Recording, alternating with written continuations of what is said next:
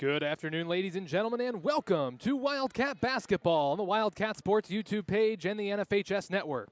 I'm David Warrington, and I'm coming to you live from Central City High School for today's girls and boys varsity basketball doubleheader between the visiting Midland Eagles and your Central City Wildcats. Before we get started tonight, I'll go ahead and give a shout out to our sponsor, Next Bank. Each person and family has unique financial needs. That's why we offer a variety of personal banking and lending products. We offer everything you need for your personal financial success, from checking and savings accounts to loans and online services. Next Bank, member FDIC, equal housing lender. So welcome in, ladies and gentlemen, back home tonight at Central City for another Tri-Rivers East versus West matchup. Wildcats representing the West and the Eagles of Midland representing the East. Got about 8 minutes before we get this one underway. I'll go ahead and preview both sides. First, for your Wildcats, they come in with a record of 2-1 in the young season. They lost to Springville in the season opener, but have bounced back to win 2 in a row, taking down Prince of Peace on Tuesday, 68-42, and Cedar Valley Christian last night, 55-14. The leading scorer for the Wildcats is Sarah Reed. The senior's picking up right where she left off a year ago, I should say, averaging 19.5 points per game so far this year. She's closely followed by Bailey Weber, who's averaging 17 points per game. After being a key contributor off the bench last year as a freshman, Weber now finds herself in a bigger role as a starter. Weber also leads the team in rebounds per game, pulling down 5.5 per night, while Natalie Noonan and Hannah Kramer both average a team-high 3 assists per night, and Noonan is also tied with Weber for team lead in steals at 2.5 per game. Reed has also been getting it done defensively, averaging a team-high 2 block shots per game. Now taking a look at the Eagles of Midland, they enter this game with a record of 1-2 so far on the season. They won their season opener, but have struggled since, losing 2 blowouts, one to Northland and the other to East Buchanan. Another example of the West struggling against the East, or I should say East struggling against the West in Tri-Rivers Conference interdivisional play. Midland is led in scoring by Amaya Terrell as the junior averages 8 points per game. Allison Paulson pulls down an impressive 12.5 rebounds per game. That leads the team in that category. Elizabeth Soper paces the Eagles in assists. She dishes out 3.5 per contest, while Terrell, the leading scorer, also leads in steals. She averages 2 steals per contest. These teams did meet once a year ago, and it was the Wildcats season opener of last year's season. Central City came away with a victory in that one, winning the low-scoring game by a final of 36-16. So there's your rundown on both sides. We're down about 6.5 minutes to go before we get tonight's contest underway, or I should say today's contest underway. Today being a Saturday afternoon game. I believe the only one on the schedule for the Wildcats. But tonight should be a good one. Wildcats 2-1 on the year. Eagles 1-2. They won their season opener, like I said.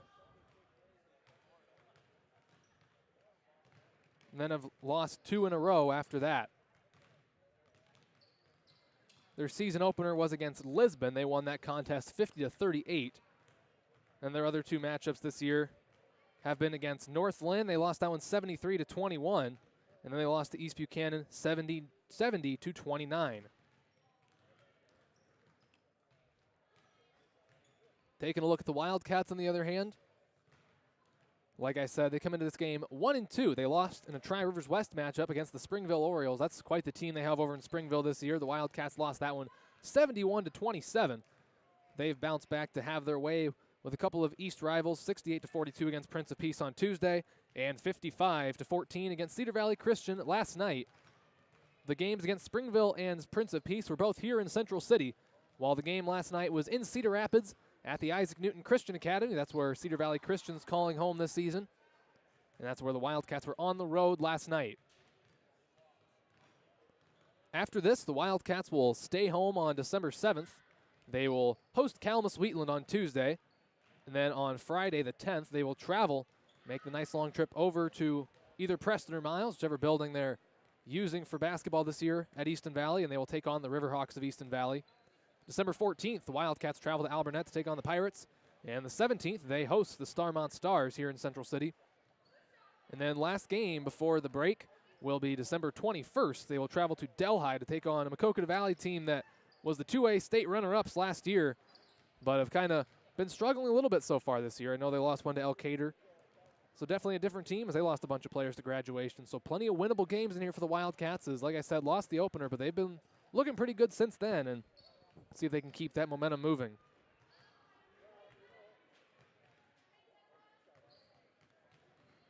So down to about 4 minutes before we get tonight's contest underway. As like I said, this is a varsity doubleheader. Girls first and then boys will follow. So make sure you stay tuned after the conclusion of the girls' game. We'll have the boys' game after that. 2 games here this afternoon from Central City.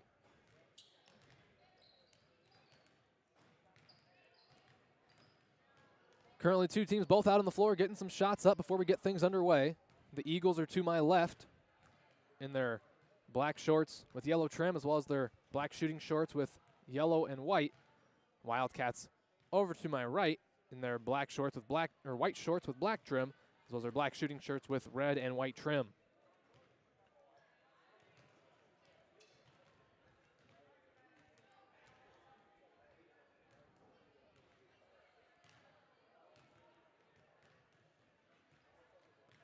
Taking a look at some results from around the Tri-Rivers.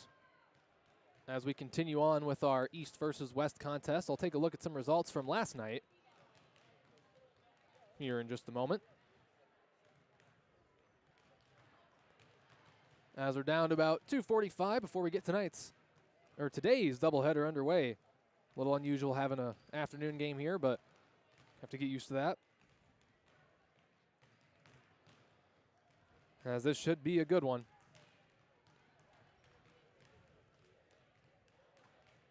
Not too many teams playing today, but there were a whole host of teams playing last night.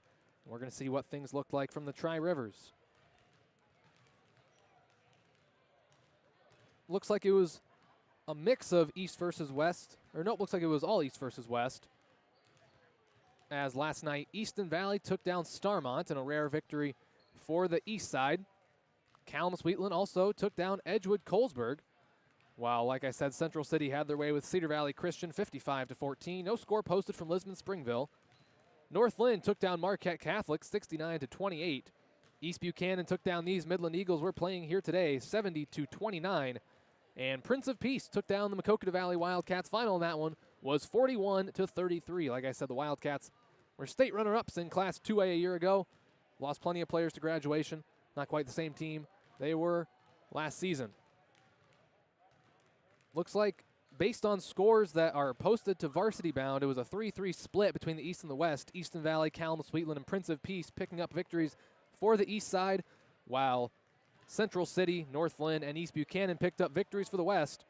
Springville, Lisbon would be the Friday night tiebreaker there. I'm assuming the Orioles got that one, but no score posted, so not totally sure on the result of that game. Springville definitely the better team on paper.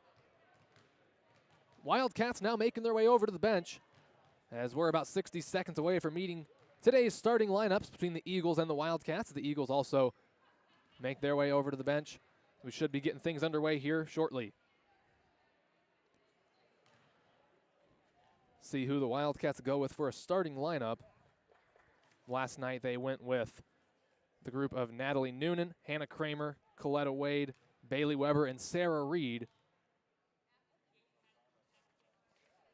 See if they go with that same unit tonight.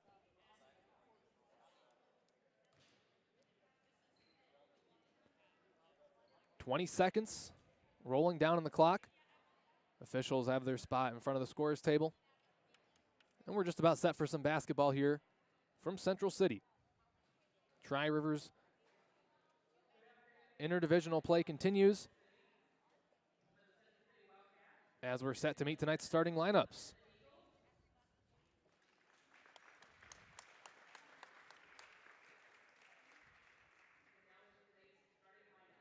Let's meet the starters. For the Eagles, a 4'9" junior, number 2, Amaya Terrell. For the Wildcats, a 5'3" senior, number 5, Natalie Noonan. For the Eagles, a 5'6" senior, number 22, Elizabeth Soper. For the Wildcats, a 5'7" senior, number 15, Hannah Kramer.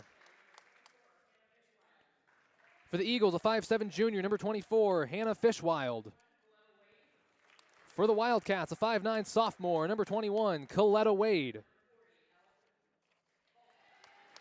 For the Eagles, a 5'8" senior, number 40, Allison Paulson.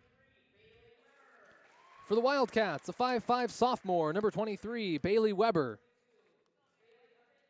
And for the Eagles, the 5'7" senior, number 42, Bailey Apina. And for the Wildcats, the 5'10" senior, number 25, Sarah Reed. And we're going to take a quick break here for our national anthem. Be back momentarily.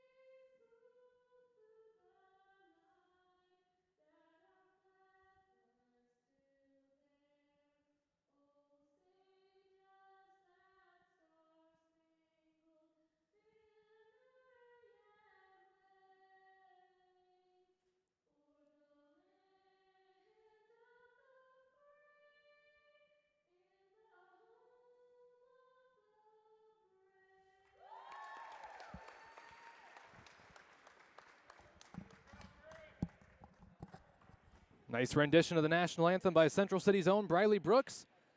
And now we're set to go for basketball here from Central City. Saturday afternoon basketball between the Wildcats and the Eagles.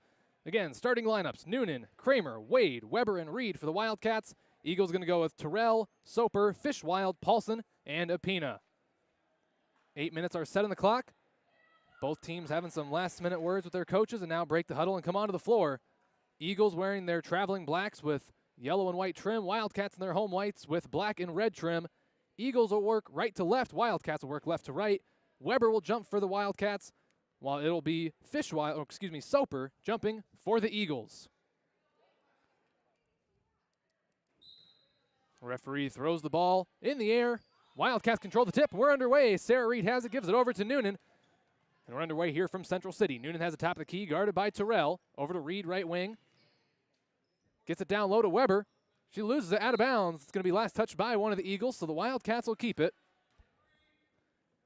As Coletta Wade's going to throw it in for Central City. They're in a box set standing at the free throw line on the right side. As inbounds pass goes to Noonan. She'll take a three-pointer from the right corner. That's going to be off the mark a little bit short. Rebounded by the Eagles, secured by Apina. And they'll go the other way. Soper bringing it up the floor, guarded by Weber at the left wing. Top of the key to Paulson. Kramer guarding Paulson, giving her a step, but she's back at the volleyball line. Right wing to the leading scorer, Terrell. She picks up her dribble. Now top of the key to Fishwild. She gives it over to Paulson on the left wing. Thinks about a shot. Now is going to pick up her dribble. Over to Terrell, top of the key, standing just in front of the logo. Swings it over to Soper. And Weber comes in for the steal, but they're going to get her for a foul. Wasn't a ton of contact in there, but they will call Bailey Weber for the foul. It's her first team foul, number 1. First foul against either side here this afternoon. As the Eagles will maintain possession. Inbounds pass goes to Soper. She has the top of the key, guarded by Weber. Picks up her dribble, and she gives it over to Paulson. Picks up her dribble, top of the key. In a little bit of trouble now. Gets it over to Soper on the left wing. Now swings it over to Terrell, right wing. Nice defense being played by the Wildcats, as now it's in the hands of Paulson, standing at the volleyball line. Almost made a dangerous pass and sends it over to Terrell. She's going to attack baseline, gets past Noonan, throws up a shot. It's no good. Rebound secured by Kramer. And the Wildcats will have it. Bounce pass goes over to Noonan. She sends it across half court to Reed. Thinks about a pull-up jumper. Now is going to bring it back out over to Kramer, top of the key. Back to Reed on the left wing. Uses a screen from Kramer. Pull-up, mid-range jumper on the way from Reed. It's going to be no good off back iron. Nice board there by Noonan. She puts it back up. No good. Gets the rebound again. There's a fight for it, and it ends up in the hands of Terrell. And she'll bring it up the floor for the Eagles. Crossing half court, attacking the hoop. Stops, gives it over to Soper. Her three-pointer on the way. That's no good off the glass. Offensive putback, no good. And Reed comes up with the rebound. Long down court pass to Weber. She's got an open look at the lane. Takes 2 steps, throws it up off the glass, and it's good. Bailey Weber opens the scoring here this afternoon. Wildcats lead it 2-0, 6:10 to go in the first quarter. Terrell's going to slow it up for the Eagles, bringing it across half court. Guarded by Noonan. Swings it over to Soper on the right wing. She takes one dribble, picks it up, looking for somewhere to go with it. Now swings it over back to Terrell. She'll chuck a three-pointer. That one's off the mark, no good. It'll go out of bounds. was not touched, and that'll be Wildcat ball. Terrell, the leading scorer for the Eagles. She averages 8 points a night. As looks like we've got a timeout on the floor. That'll be a 30-second timeout called by the Eagles. We've got 5:53 remaining in the opening quarter of play. Our score, Central City 2, Midland 0. So some really nice defense being played by the Wildcats early, just haven't allowed the Eagles to get any sort of an open look. Wildcats haven't had possession of the ball too much, as the Eagles have been content to just take their time with it. Of course, no shot clock in high school basketball yet. There will be next year. But as it is, teams are allowed to use the full extent of the 8-minute shot clock, and Eagles look content to do that at this point. Both teams back on the floor. Weber's going to throw it in. Noonan is going to be set to bring it up. As ball's in play, Noonan will bring it up. No full court pressure being applied by the Eagles, although they do look prepared to press in the half court. Noonan swings it over to Reed in the left wing. Thinks about a pass. Now she's going to reset. Takes a couple dribbles. Picks it up over to Kramer, top of the key. She chucks a three-pointer. That one on the way. It's good off the glass as Hannah Kramer knocks in a three. Wildcats lead it 5-0. Terrell bringing it to the cross half court for the Eagles. Over to Soper, right wing. Now she picks up her dribble, top of the key. Down court pass to Apina. She puts it up. It's blocked by Reed, out of bounds. Off of Reed after the block, so she'll keep it. Paulson will throw it in underneath the basket for the Eagles. As the inbounds pass goes to Apina. Her shot's on the way. It's good. As Apina came open there on the inbounds pass. 5-2 as the Eagles get on the board. Noonan crossing half court for Central City. Swings it over to Wade in the right wing. Back to Weber. Looking to go downhill. Picks up her dribble. Back to Wade at the free throw line. Attacking downhill. Now gives it over to Kramer, short corner. She gives it to Reed to the high post. Takes a couple dribbles. She goes up with it. It's going to be no good, and they're going to call a foul on the floor. So there will be no shots after the foul was on the floor. Believe they called that on Elizabeth Soper. Her first team foul, number 1. Unfortunately, my foul stats might not be accurate because they're not putting them up on the board, so I'll try to keep that as accurate as possible. Coletta Wade goes up with the shot, but they're going to call a traveling violation. They're going to say Coletta shuffled their feet a little bit there, so the Eagles will take it back. Inbounds pass will go to Soper, as Weber will greet her at half court to guard her right as she crosses the half court line. Picks up her dribble, top of the key to Paulson. Looking for somewhere to go with it. Picks up her dribble again. In a little bit of trouble, guarded closely there by Kramer. And Kramer comes up with a steal. Takes some contact, and they're going to get Apina for the foul.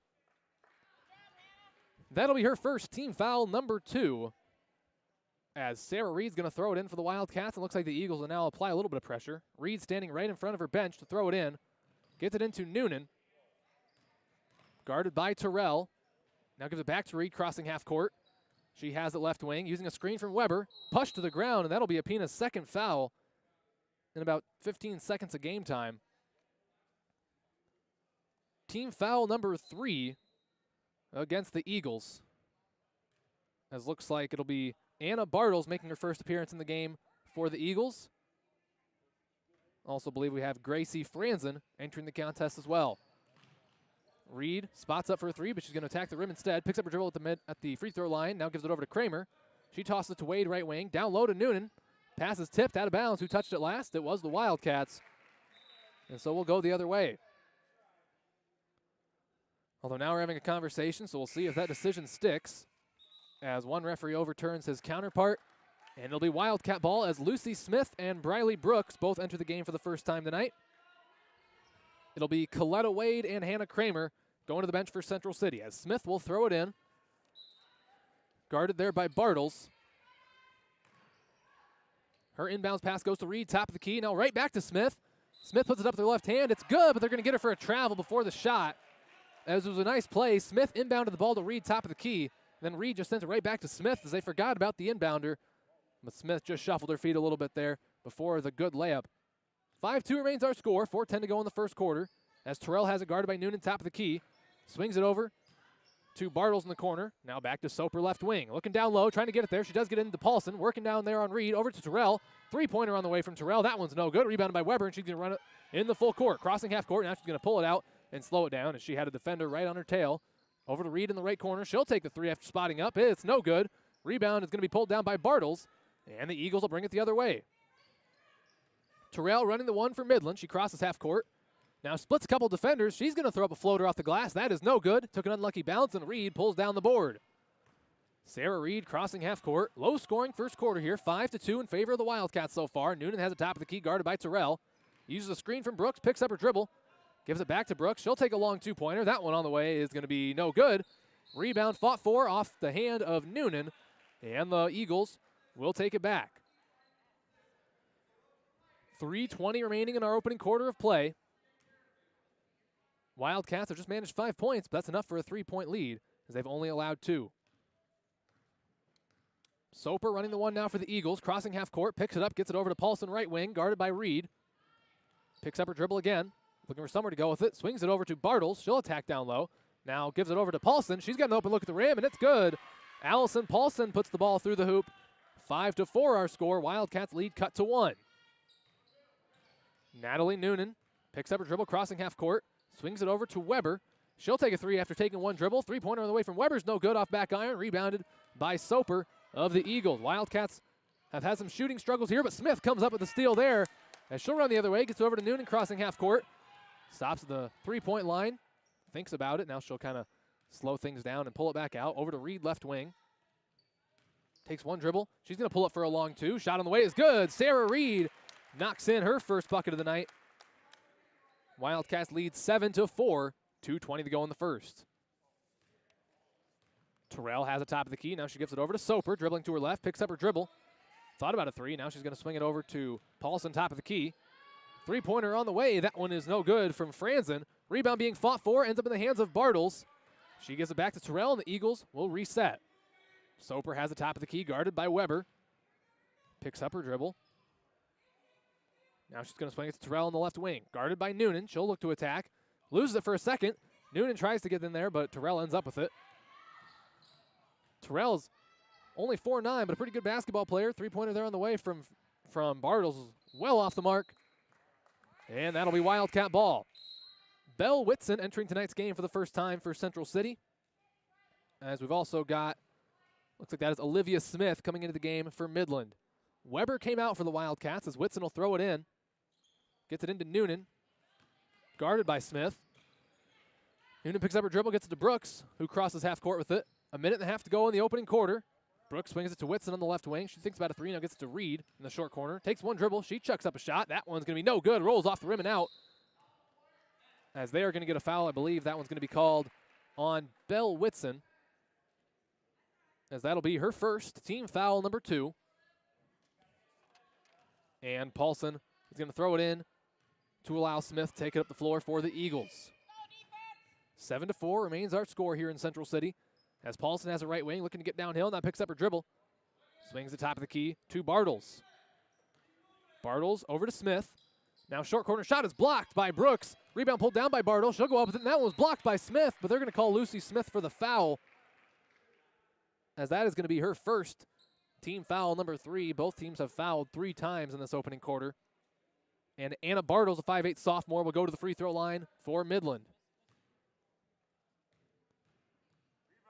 First free throw on the way from Bartles. That one is no good off front of the rim. She'll have one more. A couple subs for the Eagles, as a couple starters will re-enter. Amaya Terrell comes in after about 60 seconds on the bench. And Elizabeth Soper, who also wasn't on the bench very long, to re-enter for Midland. Bartles will attempt her second of 2 free throws. That one on the way. Also no good off the front of the rim. Whitson pulls down the rebound, gives it over to Noonan. And the Wildcats will bring it up. Long down court pass to Brooks. Nice bounce pass in there to Whitson. Her shot's too strong. Pulled down by Noonan. Noonan goes back up with it. That one's no good off the rim. And the rebound is secured by Fishwild. Fishwild gives it to Terrell. She's in a nice behind-the-back dribble there. Gives it over to Soper. Open pass to the rim. Nice pass there down low to Fishwild. Her shot's no good, though, and the rebound is secured by Smith. Sarah Reed's going to bring it up. We'll see if they want to slow it down for one shot. We've got 40 seconds remaining in the first quarter. Noonan has the top of the key. Over to Whitson in the short corner. She'll put up a jumper. It's no good. Brooks pulls down the rebound. No good, but she is fouled. And Briley Brooks will go to the line to shoot 2 for the Wildcats. We'll see who the foul is on for the Eagles. Looks like it was number 10. That is Olivia Smith. That'll be her first team foul, number 4. And again, the free throw shooter for the Wildcats is Briley Brooks. First free throw on the way from Brooks. That one is good. She knocks down the first. She has one more, as it looks like It'll be Allison Paulson re-entering the game for the Eagles as Bartles will take a seat on the bench. 8-4 Wildcat lead with 32 seconds remaining in the first quarter. Brooks attempting her second free throw. That one on the way. She makes both. Good stroke at the charity stripe there from Brooks. Gives the Wildcats a 9-4 advantage. And now we'll see if the Eagles want to hold for one shot here with under 30 seconds remaining in the opening quarter. Soper, top of the key, guarded by Brooks, attacking with her left hand. She likes to use that left hand. Throws it up off the glass. No good. Rebounded by Brooks. Wildcats have 15 seconds. Try to get a bucket here before the end of the quarter. Brooks crosses half court. Picks up her dribble. Now swings it over to Whitson on the left wing. Picks up her dribble again. Down low to Noonan. Takes one dribble. Noonan goes up with it. That's good. Natalie Noonan gets the bucket to go. That's her first basket of the night. And that is going to do it for quarter number 1. We played a quarter of basketball here from Central City. And our score is Central City 11, Midland 4.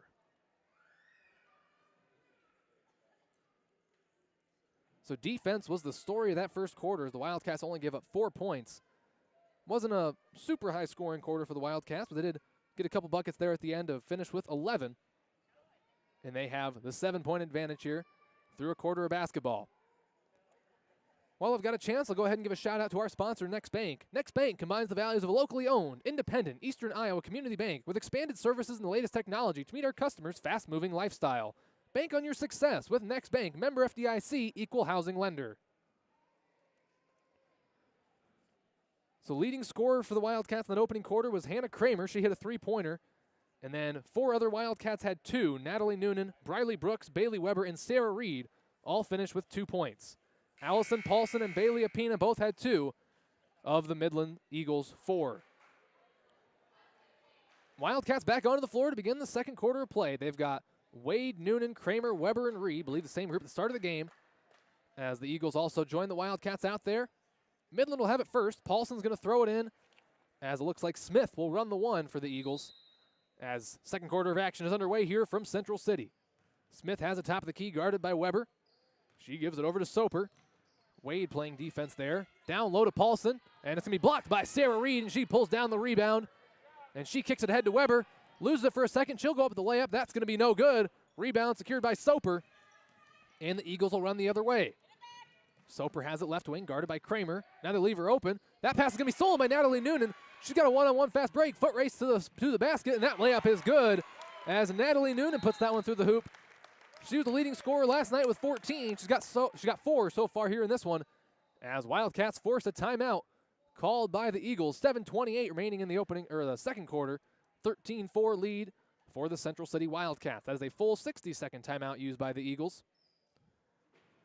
So we'll go and give another shout out to our sponsor, Next Bank. Well, I've got a chance here.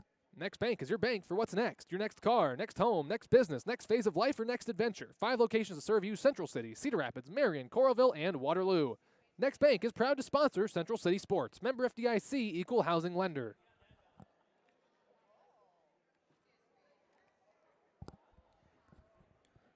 Wildcats pull out to a 9-point advantage here. Early second quarter. 7:28 remaining in the second quarter, although the scoreboard still says first quarter. Assure you it is the second. No foul trouble yet for the Wildcats, as 3 fouls have been called. Whitson, Smith, and Weber all called for 1. As both teams back on the floor, inbounds pass goes into Smith, and the Eagles will bring it up the floor. Weber's going to greet her at midcourt. She crosses the half-court line, now swings it over to Terrell. Noonan nearly got her hand in there. Terrell's going to pull up for a mid-range jumper. That's good, as the leading scorer on this Eagles team finally gets a bucket to go. 13-6 advantage for the Wildcats. Kramer has it right wing, dribbling top of the key, picks up her dribble, down low to Reed. She takes one dribble, fadeaway jumper's on the way. That is going to be no good. There is a foul down low, though. Sounds like they got that one on Hannah Fishwild of the Eagles. That'll be her first, and team foul number 5 for Midland, and the Wildcats will get it back.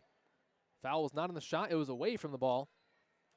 Wade's going to throw it in for the Wildcats, gets it into Reed. She'll take the long 2 on the way. That one's no good off front of the rim. Rebound pulled down by Weber, though, and she'll think about a 3, gets it to Kramer. Hannah Kramer takes a long 2 from the corner. That one is going to be no good, and the rebound will be secured by Paulson, but there is a foul. Looks like that one might be against the Eagles as well. I believe they got Soper for that one. That'll be her second. Team foul number 6. Wildcats are shooting the rest of the way as the inbounds pass goes to Noonan. Long two from the corner is no good. Rebound pulled down by Fishwild. Terrell's going to bring it up the court for Midland. She crosses half court, guarded by Noonan, gets past her. Now Reed comes in to help. Top of the key out to Soper. She'll chuck a three-pointer. That one's going to be well short, and the rebound will not be secured by any players. It just goes out of bounds. Therefore, Wildcats will take possession of the basketball here. 6.5 to go in the first. 13-6 advantage for the Wildcats. Weber inbounds the ball to Kramer, who will cross half court. She has a right wing. Now down low to Reed. One-on-one matchup in the post. Nice pass over to Coletta Wade. She can't get the layup to go. And the rebound is going to be secured by Paulson. Soper controlling the ball now. Picks it up at the volleyball line. Looking for somewhere to go with it. Swings it over to Paulson. She fakes a jump shot. She goes up with it. Her layup with the right hand is no good. It's going to go out of bounds. Last touched by the Eagles. Central City basketball going the other way. As looks like we got a sub here for the Eagles as Anna Bartles will re-enter the contest for Midland. She will replace Hannah Fishwild. Correction, looks like they adjusted the call here as Midland has the basketball. It'll be Soper throwing it in. Looking for somewhere to go with it. Gets it into Soper. She thinks about a long two. Now throws a pass inside. Stolen by Coletta Wade, but it ends up in the hands of Amaya Terrell. She chucks a three-pointer. That one's no good off the glass. And Noonan secures the rebound that time, so the Wildcats have it back. Cross-court pass down to Weber. She'll take a long two-pointer. That one on the way is going to be no good. Out of bounds. Last touched by Weber. And the Eagles will take over possession of the ball. It'll be Paulson inbounding to Terrell, as Terrell will once again run the one for the Eagles. Terrell crossing half court. Now attacking the hoop. She's got a good burst of speed, but her layup's too strong. Rebound pulled down by Weber. And the Wildcats have it back. Weber crossing half court, dribbling to her right. Nice screen set there by Reed. Gets it down low to Wade. Wade's going to take a couple dribbles out to Kramer. Attacking the hoop. Pulls up, now gives it over to Reed. She'll put up a little short jumper there. It's no good. Rebounded by Paulson, but Noonan comes in, tried to force a jump ball. Looks like they're going to get her for a foul, however.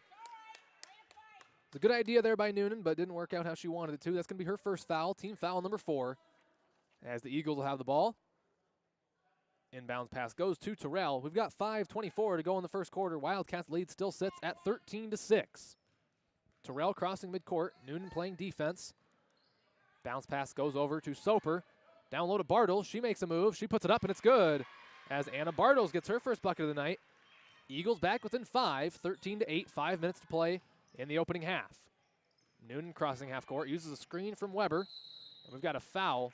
Or nope, not a foul. We got a double dribble going to be called against the Wildcats. And the Eagles will get it back. Chance to make it a one-possession game on this possession for the Eagles. Down by 5 points. Wildcats need to keep playing the defense they've been playing so far. Terrell crossing half court, guarded by Noonan. Makes a nice move, but they're going to call her for a carry. Has let the ball get a little bit too high there. And we are going to have a timeout. It's going to be a full, or no, it looks like 30-second timeout called by the Wildcats.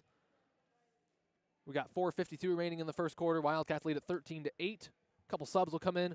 For Central City after the timeout, looks like Lucy Smith and Briley Brooks will re-enter the contest for the Wildcats. So Wildcats lead it by 5 here, 13-8 our score. It's been a pretty low-scoring affair to this point. Wildcats been playing pretty good defense. They'll need to keep that up, and hopefully the offense will be able to catch up. So the group on the floor for the Wildcats, we've got Reed, Smith, Brooks, Noonan, and Weber. Wildcats will have possession of the ball. Weber will throw it in. Noonan gets set to bring it up. As Noonan crossing half court, guarded by Terrell. Uses the screen from Weber, picks up her dribble, back to Weber. She's going to attack downhill, picks up her dribble, she puts it up, and it's good. Bailey Weber gets the basket to go, her second bucket of the night. 15-8 lead for the Wildcats, 4.5 minutes to go in the first half. Soper has it right wing for Midland, guarded by Brooks. Dribbling with her left hand. She's going to put up a runner. It's no good, but we got a foul, and they're going to say that somebody got her on the arm, and Soper will go to the free throw line to shoot 2. See who the foul was on there. Looks like it's going to be called on Briley Brooks. That'll be her first team foul, number 5, as it is Elizabeth Soper, the 5'6" senior, at the line for the Eagles. First free throw on the way. That one is going to be too strong off back iron. Soper will get a chance for one more. 15-8 advantage for the Wildcats. Here with a little over 4 minutes to go in the opening half. Second free throw on the way. That one is going to be good. Takes a nice roll there and bounces through. Soper makes 1 of 2. Wildcats lead at 15-9. Bounce pass across half court to Smith. Weber takes it in the short corner. Thinks about a jumper. Now she'll attack. She puts it off the glass, and it is good. Bailey Weber gets another bucket to go. She's got 6. Wildcats lead at 17-9. Terrell crossing half court for the Eagles. Picks up her dribble.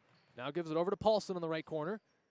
Down low, that is Soper. She puts it up with her left hand. That's no good off the glass. Bartles pulls down the board, and she is going to be fouled. I believe they got Natalie Noonan on that one, as that'll be her second. Team foul number 6. We'll be shooting the rest of the way here as both teams are 1 foul away from being in the bonus. Anna Bartles is back at the free throw line for the Eagles. First one on the way. That is no good. Too strong off back iron. As Coletta Way is going to re-enter the game for the Wildcats. Noonan will go to the bench with 2 fouls. While it is, I believe that is Jade Martin making her first appearance in tonight's game for the Eagles. Bartles' second free throw on the way. That one is good. So she makes 1 of 2. She's got 3 on the night. Wildcats lead 17-10. Weber has it top of the key, guarded by Terrell. Now swings it right wing to Reed. Sizes up her defender. Down low to Weber, but it's going to be tipped. It was a good idea, but it didn't quite get there.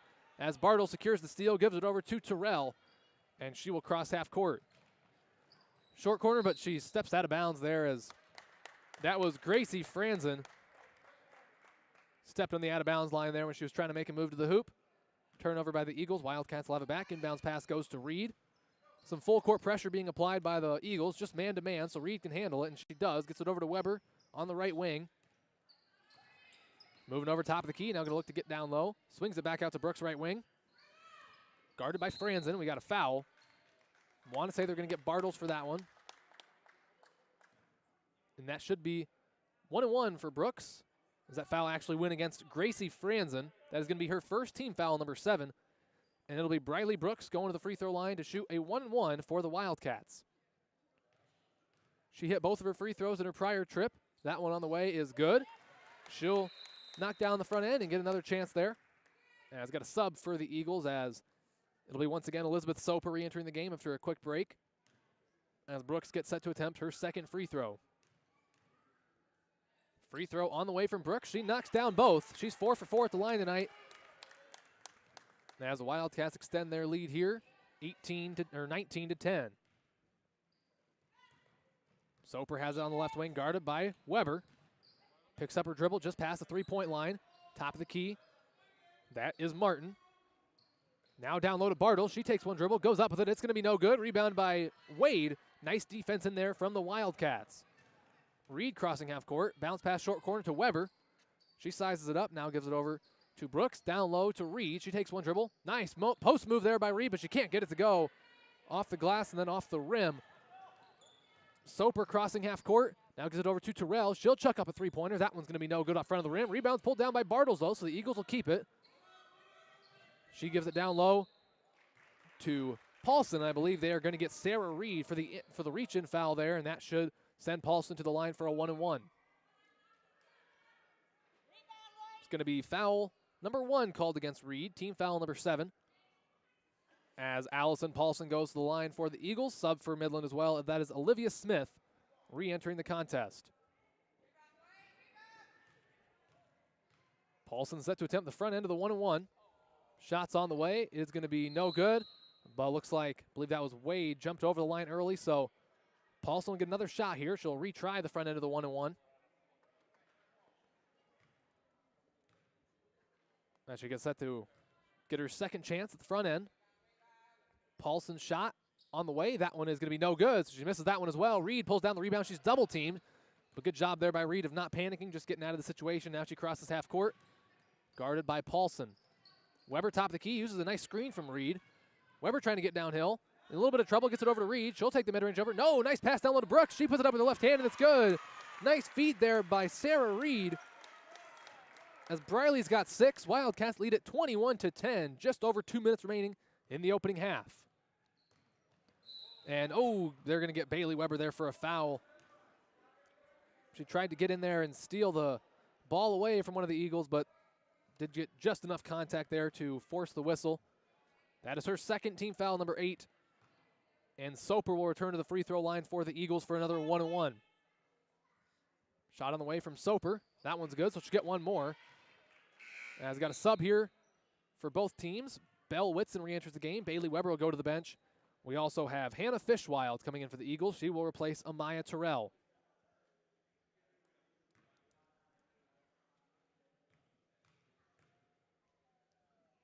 Soper's second free throw on the way. She misses that one as Reed secures the rebound.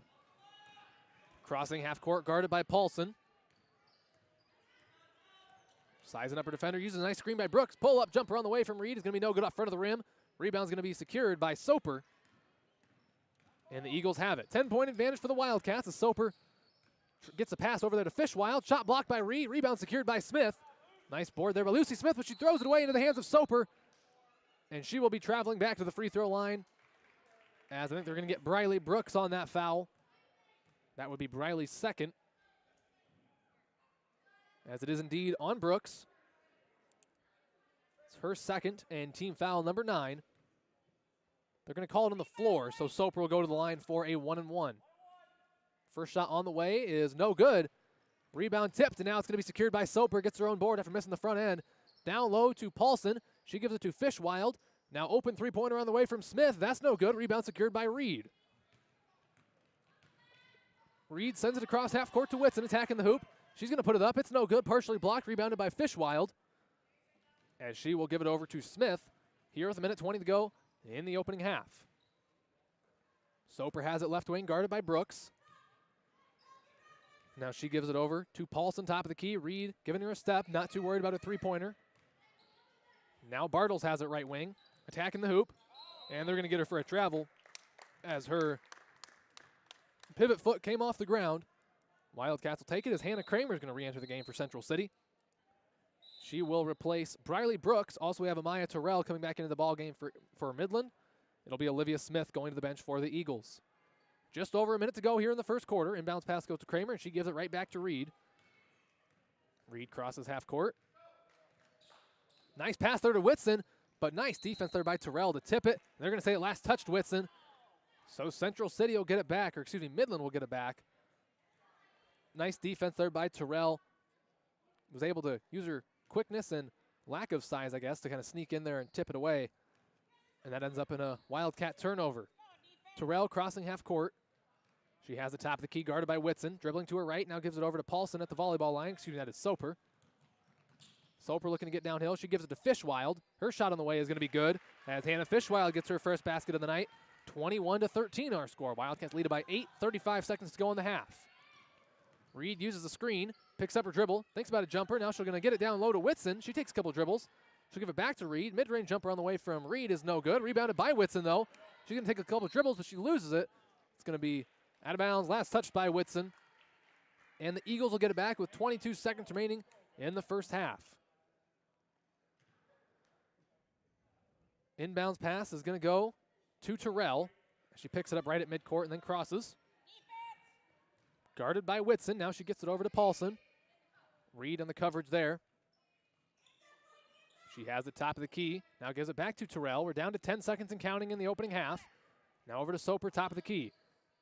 Down low to Paulson. We've got 4 seconds. Long two on the way from Bartles. That's no good. Reed secures the rebound. And they will just let the last second and a half tick off. And that is going to do it for half number 1 here from Central City.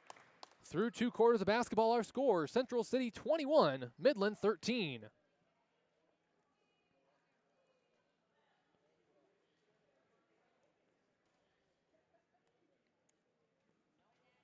So 10-point quarter there for the Wildcats, while the Eagles had 9 points on the board.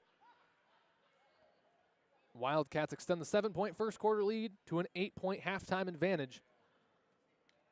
As they played some really nice defense, the Eagles are on pace to score 26 points. It's not a whole lot, so the defense has definitely not been the issue for the Wildcats. They've had some offensive lulls at times, But overall, fairly well-played game by the Wildcats so far. They just need to keep up the momentum. Can't let anything slip away from them there when we get into the second half with the third quarter coming up here in about 9.5 minutes.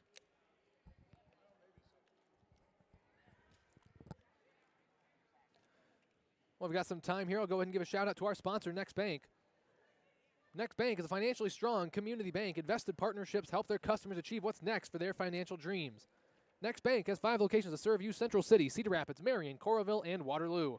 Member FDIC, equal housing lender.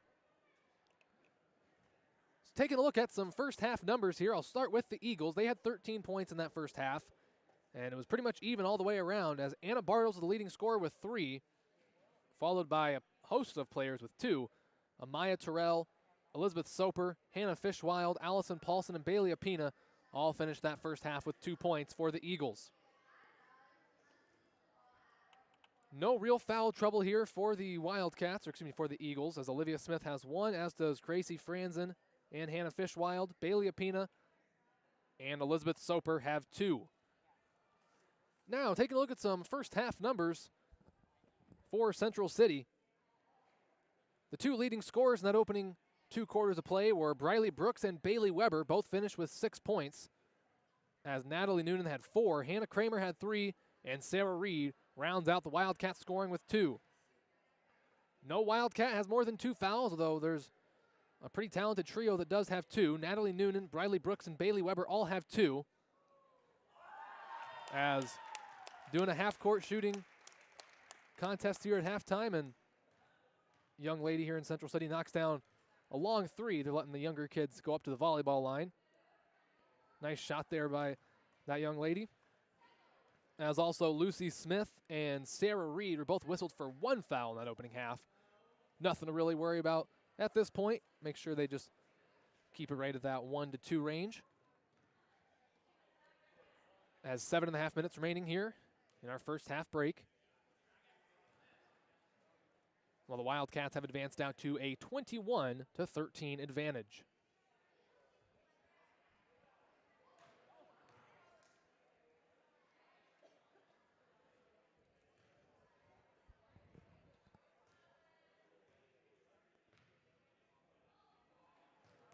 So 7 minutes now reigning here in our halftime break, as half-court shooting contest still going on.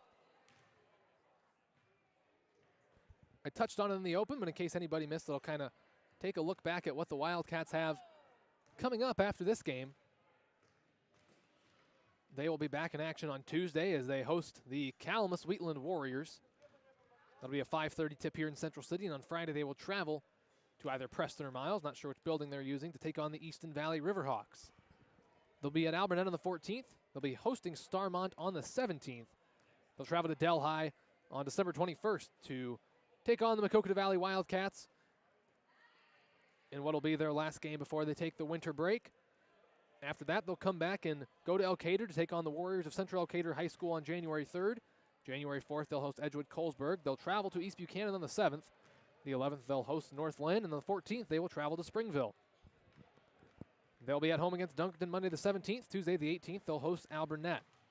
Traveling to Arlington to take on the Stars of Starmont on the 21st, hosting Maquoketa Valley on the 25th, at Edgewood Colesburg on the 28th, February 1st in Central City against East Buchanan, and then the girls will finish up their season February 4th at North Lynn. Kind of a look at what the Wildcats have coming up on the schedule. Again, we are at halftime of this varsity matchup between the Wildcats and the Eagles. Wildcats hold the 8-point advantage, 21 to 13.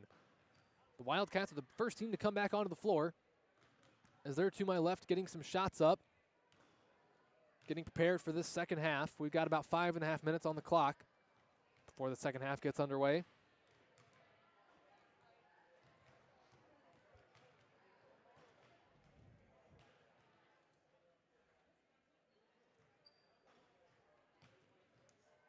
Couple other Tri-Rivers Conference matchups we have going on today.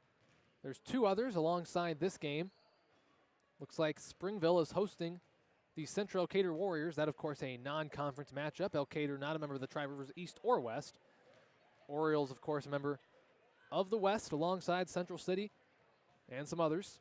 And then North Lynn, another Tri-Rivers West foe, is hosting Cedar Valley Christian of the East. Of course, Wildcats took down the Huskies last night in Cedar Rapids. Those are the three matchups around the Tri-Rivers today. Midland and Central City in a East versus West matchup. Central Cater at Springville in a non-conference matchup. And Cedar Valley Christian travels to Troy Mills to take on the Lynx of Northland in another East versus West matchup.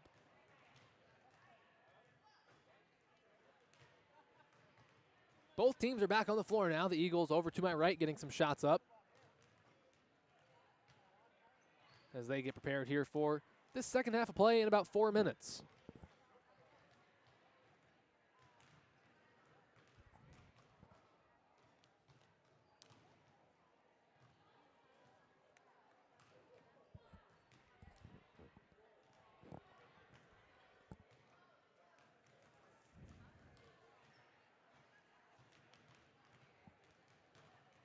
Wildcats looking to improve here tonight to 3-1 on this young season.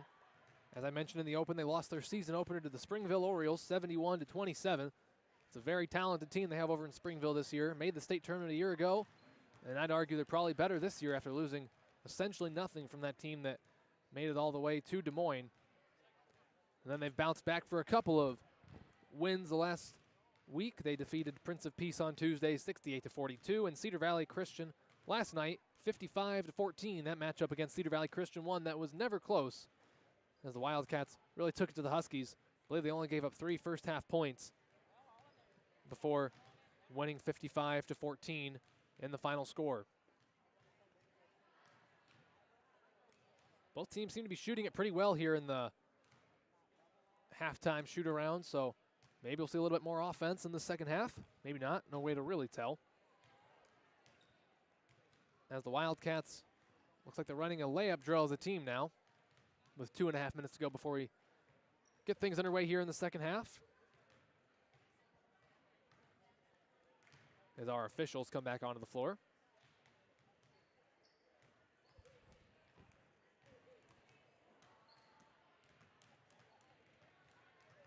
As is always the case, I have a feeling the first 4 minutes of the second half will be very crucial in deciding how this one turns out. As the Wildcats have the 8-point advantage, this game kind of could go either way at this point.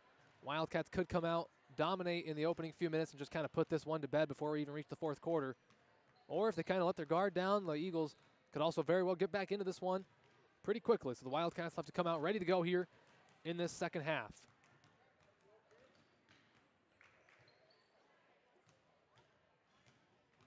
Little under 2 minutes now before we begin play for the second half.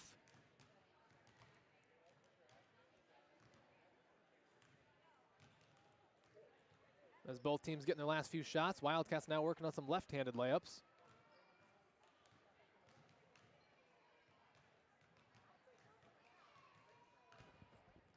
And don't forget, we do have a boys matchup coming up after this.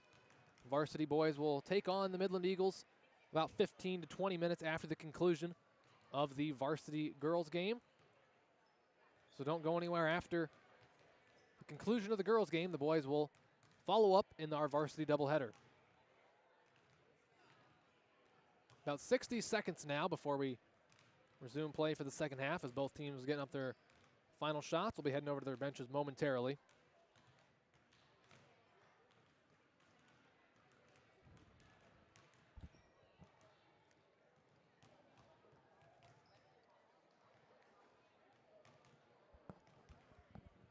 Eagles hustling over to their bench.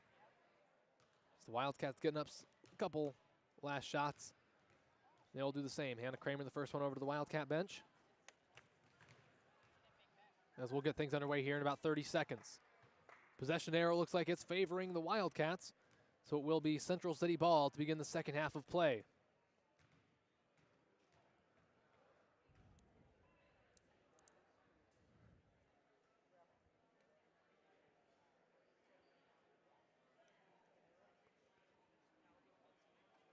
Both teams have to break their huddles and come back onto the floor. As looks like the Wildcats are going to go with the same 5 at the start of the game. They've got Noonan, Weber, Kramer, Wade, and Reed. Eagles also back out there. Looks like they've also got their starters. of Terrell, Soper, Fishwild, Paulson, and the Pina. Wildcat ball to begin the second half, or Weber will throw it in. Noonan will bring it up as we're underway for quarter number 3. Noonan swings it over to Weber on the left wing. Uses the screen from Reed. She'll pull up, and they're going to get her for a travel. As didn't look like too much shuffling of the feet there, but it was enough to draw the whistle, and the Eagles will get it here 8 seconds into the third quarter. Paulson inbounds it to Soper, who's going to bring it up the floor for the Eagles. Paulson has it at midcourt, guarded by Reed. Now hands it off to Paulson. She's got a top of the key guarded by Reed, applying some pressure out there at the volleyball line. Swings it over to Soper, right wing, now attacking downhill. Back to Paulson, into the corner to Terrell. She'll chuck up a three-pointer. That one's no good. Rebound nearly secured there by Fishwild, but she couldn't quite get it in. It goes out of bounds, and the Wildcats will get it back. Inbounds pass is going to go to Reed. She gives it right back to Noonan, the inbounder, who will bring it up the floor for Central City. She gives it over to Wade in the left wing. Bounce pass top of the key to Kramer. Now Weber's going to spot up for a three-pointer. She chucks it up there. It's no good. It's going to bounce out of bounds, and the Eagles will get it back. Paulson throws it in for Midland, as it'll be Terrell bringing it up the floor. Now Terrell gives it over to Soper, as she will cross midcourt, and she's met by Reed as she does so. Gives it over to Paulson on the right wing. She picks up her dribble, swings it back to Soper. Now Paulson thinks about a three, thinks better of it. Pass is tipped out of bounds. Wade got her hand in there. Nice hustle there by Coletta Wade to get the ball out of bounds. And the Eagles will maintain possession. Inbounds pass goes to Soper. She gives it over to Apina. She'll take a couple dribbles, throws it up. It's no good. Rebound is going to be secured by Weber, as Central City will take it the other way. Weber crossing midcourt. Gives it over to Wade. Reed has it now. She chucks up a jumper. It's going to be no good, as the rebound is going to be secured by Wade, though, so the Wildcats will keep it. Top of the key to Kramer now. Short corner to Reed. She puts it up with her left hand. It's no good. A little bit of contact with no call. She gets it back, however, loses it, and it's going to be picked up by Soper. 2-on-1 fast break. Soper going to take it herself. She puts it up off the glass. It's no good, and Noonan secures the rebound. Now the Wildcats have numbers. Noonan kicks it over to Wade. She's going to go up with it. It's going to be no good, but she is fouled, and Coletta Wade will take a trip to the free throw line for a shot at 2 free throws. See who the foul was on. Believe they got Bailey Apina for the foul. That's her third, team foul number 1. And Coletta Wade is at the free throw line shooting a pair. First one is going to be no good. A little too strong off back iron, as we are going to have, looks like that is Anna Bartles re-entering the game. Apina will come out. She just picked up her third foul. And Wade will attempt her second free throw. Shots on the way. That one is good, so she makes 1 of 2. And the Wildcats lead it 22-13. Soper bringing it up the floor for the Eagles. Wildcats in a 1-3-1 defense here, pressuring right when they cross half court. High post to Bartles. They're going to call a foul against the Wildcats. See who they got on that one. Looks like they are going to get Hannah Kramer for the infraction. That is her first foul of the night. Team foul number 1 in this second half. As Paulson's going to throw it in for the Eagles. She gets a bounce pass in there that was tipped and stolen away by Reed. Kramer got her hand in there originally. Now Noonan chucks it across half court to Weber. Another pass to Coletta Wade, and she's going to put it off the glass. Nice job there by Coletta Wade to be ready at the hoop. Nice find by Weber, as the Wildcats lead it 24-13. Eagles have it now in the hands of Paulson. She takes a couple dribbles towards the three-point line. Now over to Fishwild, short corner, gets it to Terrell. She'll chuck up a three-pointer from the corner. That one is no good. Rebounded by Noonan. Noonan crossing half court, loses it for a second, gets it back, however. Keeps her pivot foot over to Reed on the left wing, thinks about the three. Now she's going to send it down low to Noonan. Noonan's going to put it up with her left hand. That's going to be no good, too strong. Rebounded by Wade. She'll put it back up, and it's no good. Takes an unlucky bounce. Noonan secures the rebound, and I believe we'll have Natalie Noonan going to the free throw line for a pair of free throws.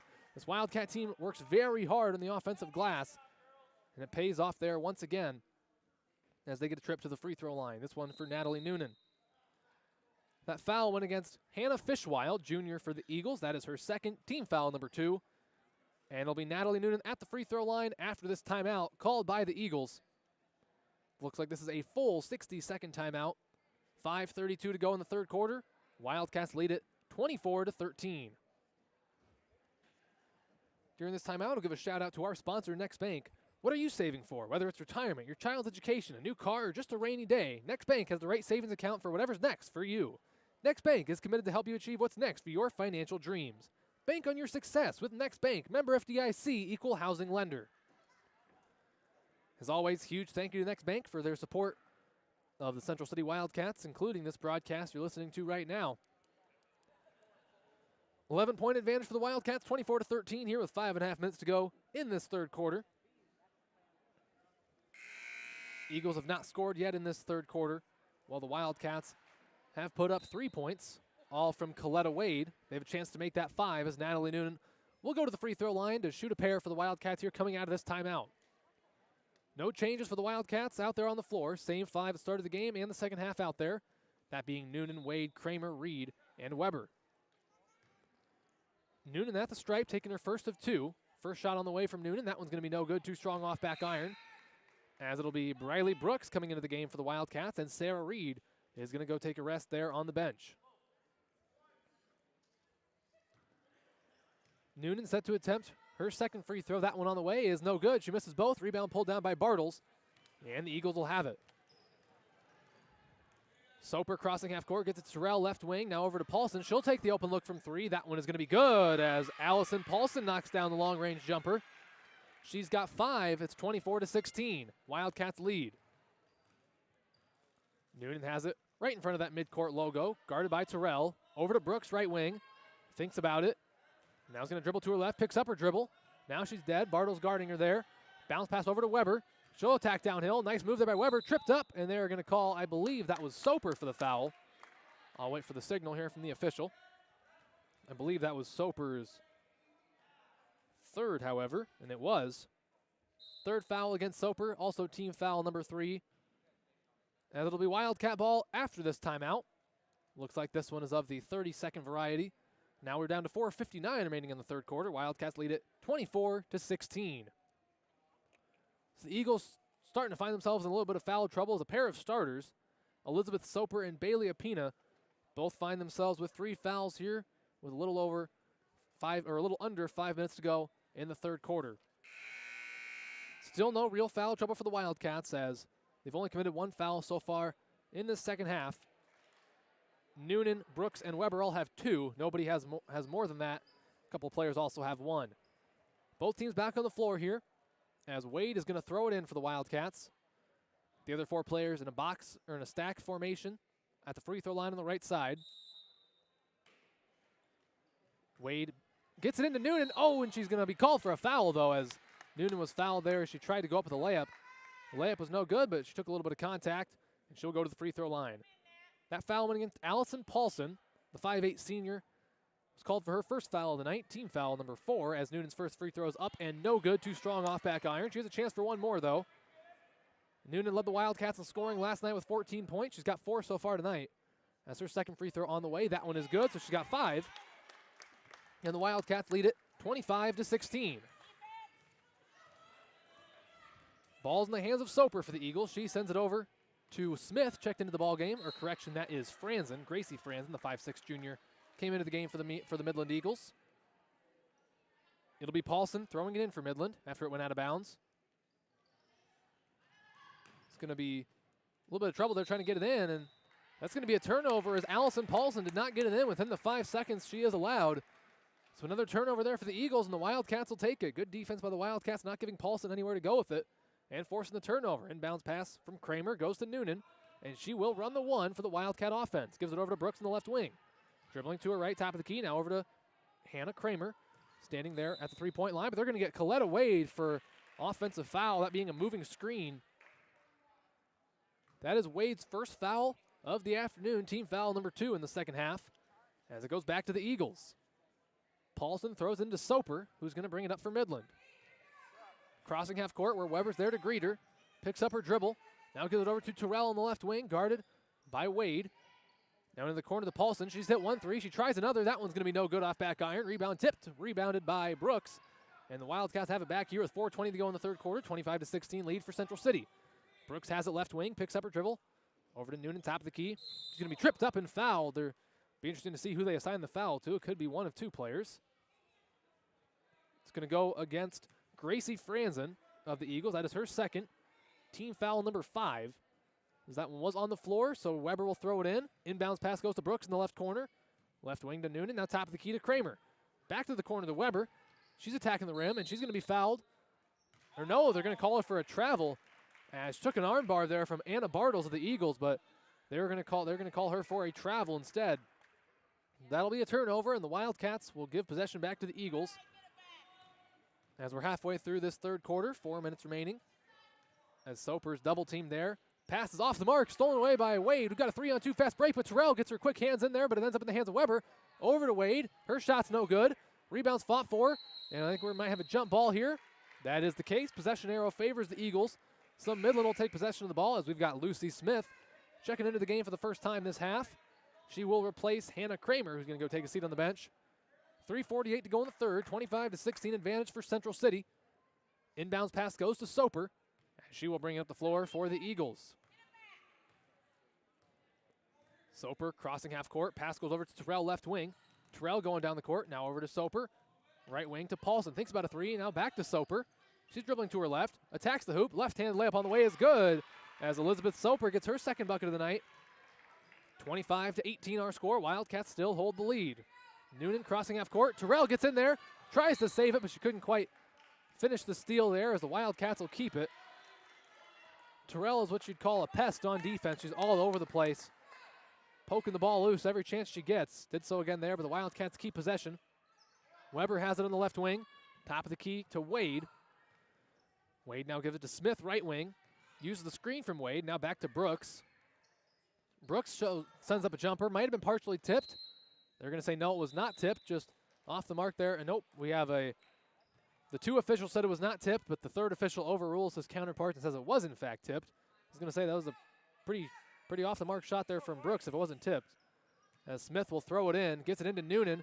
She'll attack the baseline, picks up her dribble, over to Brooks in the short corner. Now down low to Smith. She turns around, puts it up off the glass. It's good as Lucy Smith gets the basket to go. Her first 2 points of the afternoon. Our score is 27-18. Eagles bring it across half court in the hands of Paulson. Now down low to Bartles. Into the corner. Franzen throws up a wild jumper, and she gets it to go. Gracie Franzen with the basket for the Eagles. 7-point lead for the Wildcats, 27-20. 2.5 minutes to go in the third quarter. Noonan to Weber in the corner. Thinks about a three. Now over to Brooks. She'll take the three-pointer from the left wing. That one is no good off front of the rim. Rebound is secured by Soper. And she'll chuck it ahead to Franzen. Nobody else down there on that side of the floor as Franzen gets back-to-back baskets. And it's back to a 5-point game. 27-22 the lead for the Wildcats. As we've got a timeout. Wildcats call. Looks like a 30-second timeout. As the Eagles have been on a little bit of a run here. Back-to-back baskets by Gracie Franzen gets this back to a 5-point game. 2:20 to go in the third quarter. Wildcats lead at 27-22. As Gracie Franzen had played just a little bit off the bench, hadn't done much in this game, and all of a sudden she puts up 4 big points on back-to-back possessions. Found herself wide open down on the other side of the floor in the fast break. Eagles back within striking distance here, within 5, but the Wildcats still do hold that advantage. Eagles and Wildcats both break their huddle. Central City going with Noonan, Wade, Kramer, Reed, and looks like Weber, who's tying her shoe at the moment. Terrell, Smith, Franzen, Bartles. I believe that is Fishwild out there for the Eagles. Wildcat basketball, 90 feet away from their own basket as Kramer will inbound it to Noonan. No pressure being applied by the Eagles, so Noonan will bring it up unbothered across the half-court line. Over to Wade on the right wing. Now skips it across left wing to Kramer. She's going to attack to her right. Over to Reed. She has it in the high post. Now to Weber. Weber will chuck up a three-pointer from the right wing. That one's good as Bailey Weber gets a three-pointer to go. She leads the Wildcats with 9 points, and they lead at 30-22. Big three-pointer there from Bailey Weber. Terrell swings it over to Smith on the left wing. High post to Bartles. She chucks up a shot. That's no good. Some contact but no foul. Fishwild pulls down the rebound. Her putback's no good, and Reed secures the board for Central City. She'll run it in the full court, crossing the midcourt line. Now she's going to pull it back out. Sends it over to Weber. She fakes the shot, but they're going to get her for a travel there as she was getting ready to attack the basket. She faked the mid-range jumper and was going to go to the hoop, but they call her for a travel, so the Eagles will have it. Inbounds pass goes to Smith, and she will cross half court. Met there right away by Weber. She swings it over to Franzen on the left wing. And now down low to Smith, but nice hands there by Weber, tips it out of bounds. Weber was the only person between Smith and a wide open layup, so nice defense there to stop that opportunity. As both Soper and Paulson are going to re-enter the game for the Eagles. A couple of starters that were getting a quick rest there. Looks like that is Franzen throwing it in, and she gives it right to Noonan. We got a fight on it. I believe that's going to be a jump ball. That is the case. Possession arrow favors the Wildcats. So it'll be Central City basketball here with 1:22 to go in the third quarter. Wildcats with the 8-point advantage, 30-22. Kramer's going to throw it in, and Natalie Noonan will bring it up as Lucy Smith will check into the next dead ball. She makes her way over to the scorer's table. Weber has it in the left wing. Dribbling to her right, bounce pass to Wade, top of the key. She gives it to Reed in the short corner. Now over to Noonan. Jumper on the way from Natalie Noonan is going to be no good. Rebound, fought for. It's going to actually stay in bounds. Thought it was going to go out. Might have another jump ball here, and that is the case. That one, of course, favors the Eagles. Since the last one favored the Wildcats, it'll be Midland basketball as Lucy Smith comes into the game. Coletta Wade is going to go over to the bench as the Eagles will take over possession here with just over a minute remaining in the third quarter. Coming to the closing moments this third quarter, Wildcats hold the 8-point advantage. Bounce pass across half court goes to Paulson. She's looking to get downhill. Now picks up her dribble at the free throw line. Over to Franzen. Ends up in the hands of Kramer. She secures the steal. Now gives it back to Smith, but it's going to be a traveling violation. Kramer kind of panicked a little bit there with the basketball and ends up turning it over. So it'll go right back to the Wildcats. Or excuse me, to the Eagles as Paulson will throw it in for Midland. Midland running a bit of a stack formation type play here as the inbounds pass is going to go to Soper. Soper dribbling to her left, picks up her dribble top of the key, gives it back to Paulson on the right wing. Down low, Fish Wild with a wild shot off the glass. It's no good. Reed secures the rebound here with 35 seconds to go in the quarter. Pass goes over to Noonan. She'll attack the hoop. She puts it up off the glass. Too strong, no good. Smith fighting for the rebound. It's on the ground now, picked up by Weber. Kramer has it. She's going to look to get downhill. Stops, gives it over to Weber. She'll chuck up a three-pointer. That one on the way is no good, just off the mark. Looked good, but took an unlucky bounce there off the rim. And the Eagles secure the board with 15 seconds to go in the quarter. Soper picks up her dribble guarded by Weber. Now over to Paulson. We're down to about 10 seconds. As Smith has the top of the key. Back to Franzen.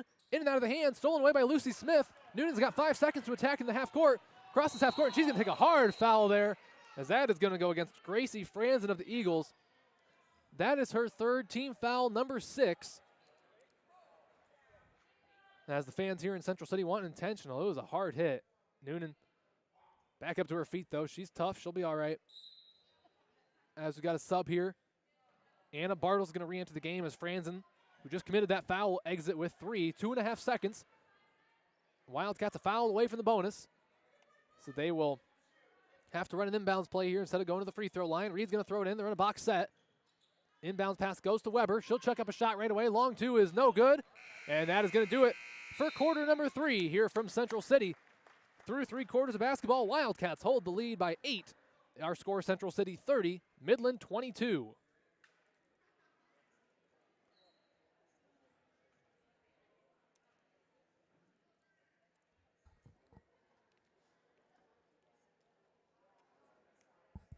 Looks like we will have Briley Brooks re-entering the game for the Wildcats once we get the fourth quarter underway. Also believe I saw Bailey Apina make her way over to the scorer's bench. She is the senior starter for the Eagles. She has not played much in this game due to foul trouble. She left the first half with 2 and then left that third quarter with 3. But she does look like she just checked in here to begin the fourth quarter of play. Wildcats with the 8-point advantage. Looks like they will get the basketball first. The possession arrow favors Central City.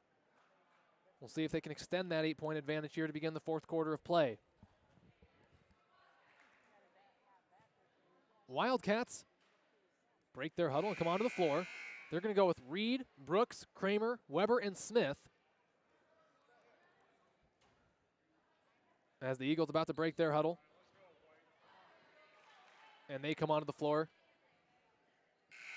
to begin our fourth quarter of play. Brooks is going to throw it in for Central City as Weber is set to bring it up.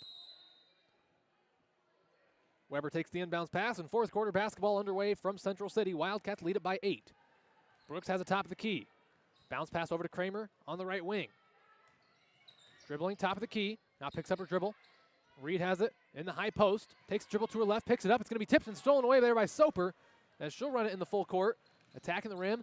Pass down low to Terrell is tipped out of bounds by Sarah Reed. Good hustle there by Reed, not to pout about the turnover, but instead getting back and making a play there defensively to save a layup. As it'll be Eagles ball. Paulson to throw it in for Midland. Looking for somewhere to go with it. She's going to get it into Soper. Pressure being applied by Weber as she swings it over to Paulson on the left wing. Looking for somewhere to go with it. Now gives it into the corner to Terrell. Her pass is tipped out of bounds. It's going to be last touched by Weber. And the Eagles will keep it. Terrell's the leading scorer for the Eagles. She averages 8 points a game. Wildcats have held her to 2 so far this game with 7:23 to go in the fourth. Eagles going to throw it in. Soper nearly loses it. Gets it into Terrell, however, at the volleyball line. Attacking with the right hand. Now gets it back to Paulson. She takes one dribble, picks it up. Looking for somewhere to go with it. Down low to Apina. She takes a dribble, puts it up off the glass. Nice move there down low by Bailey Apina.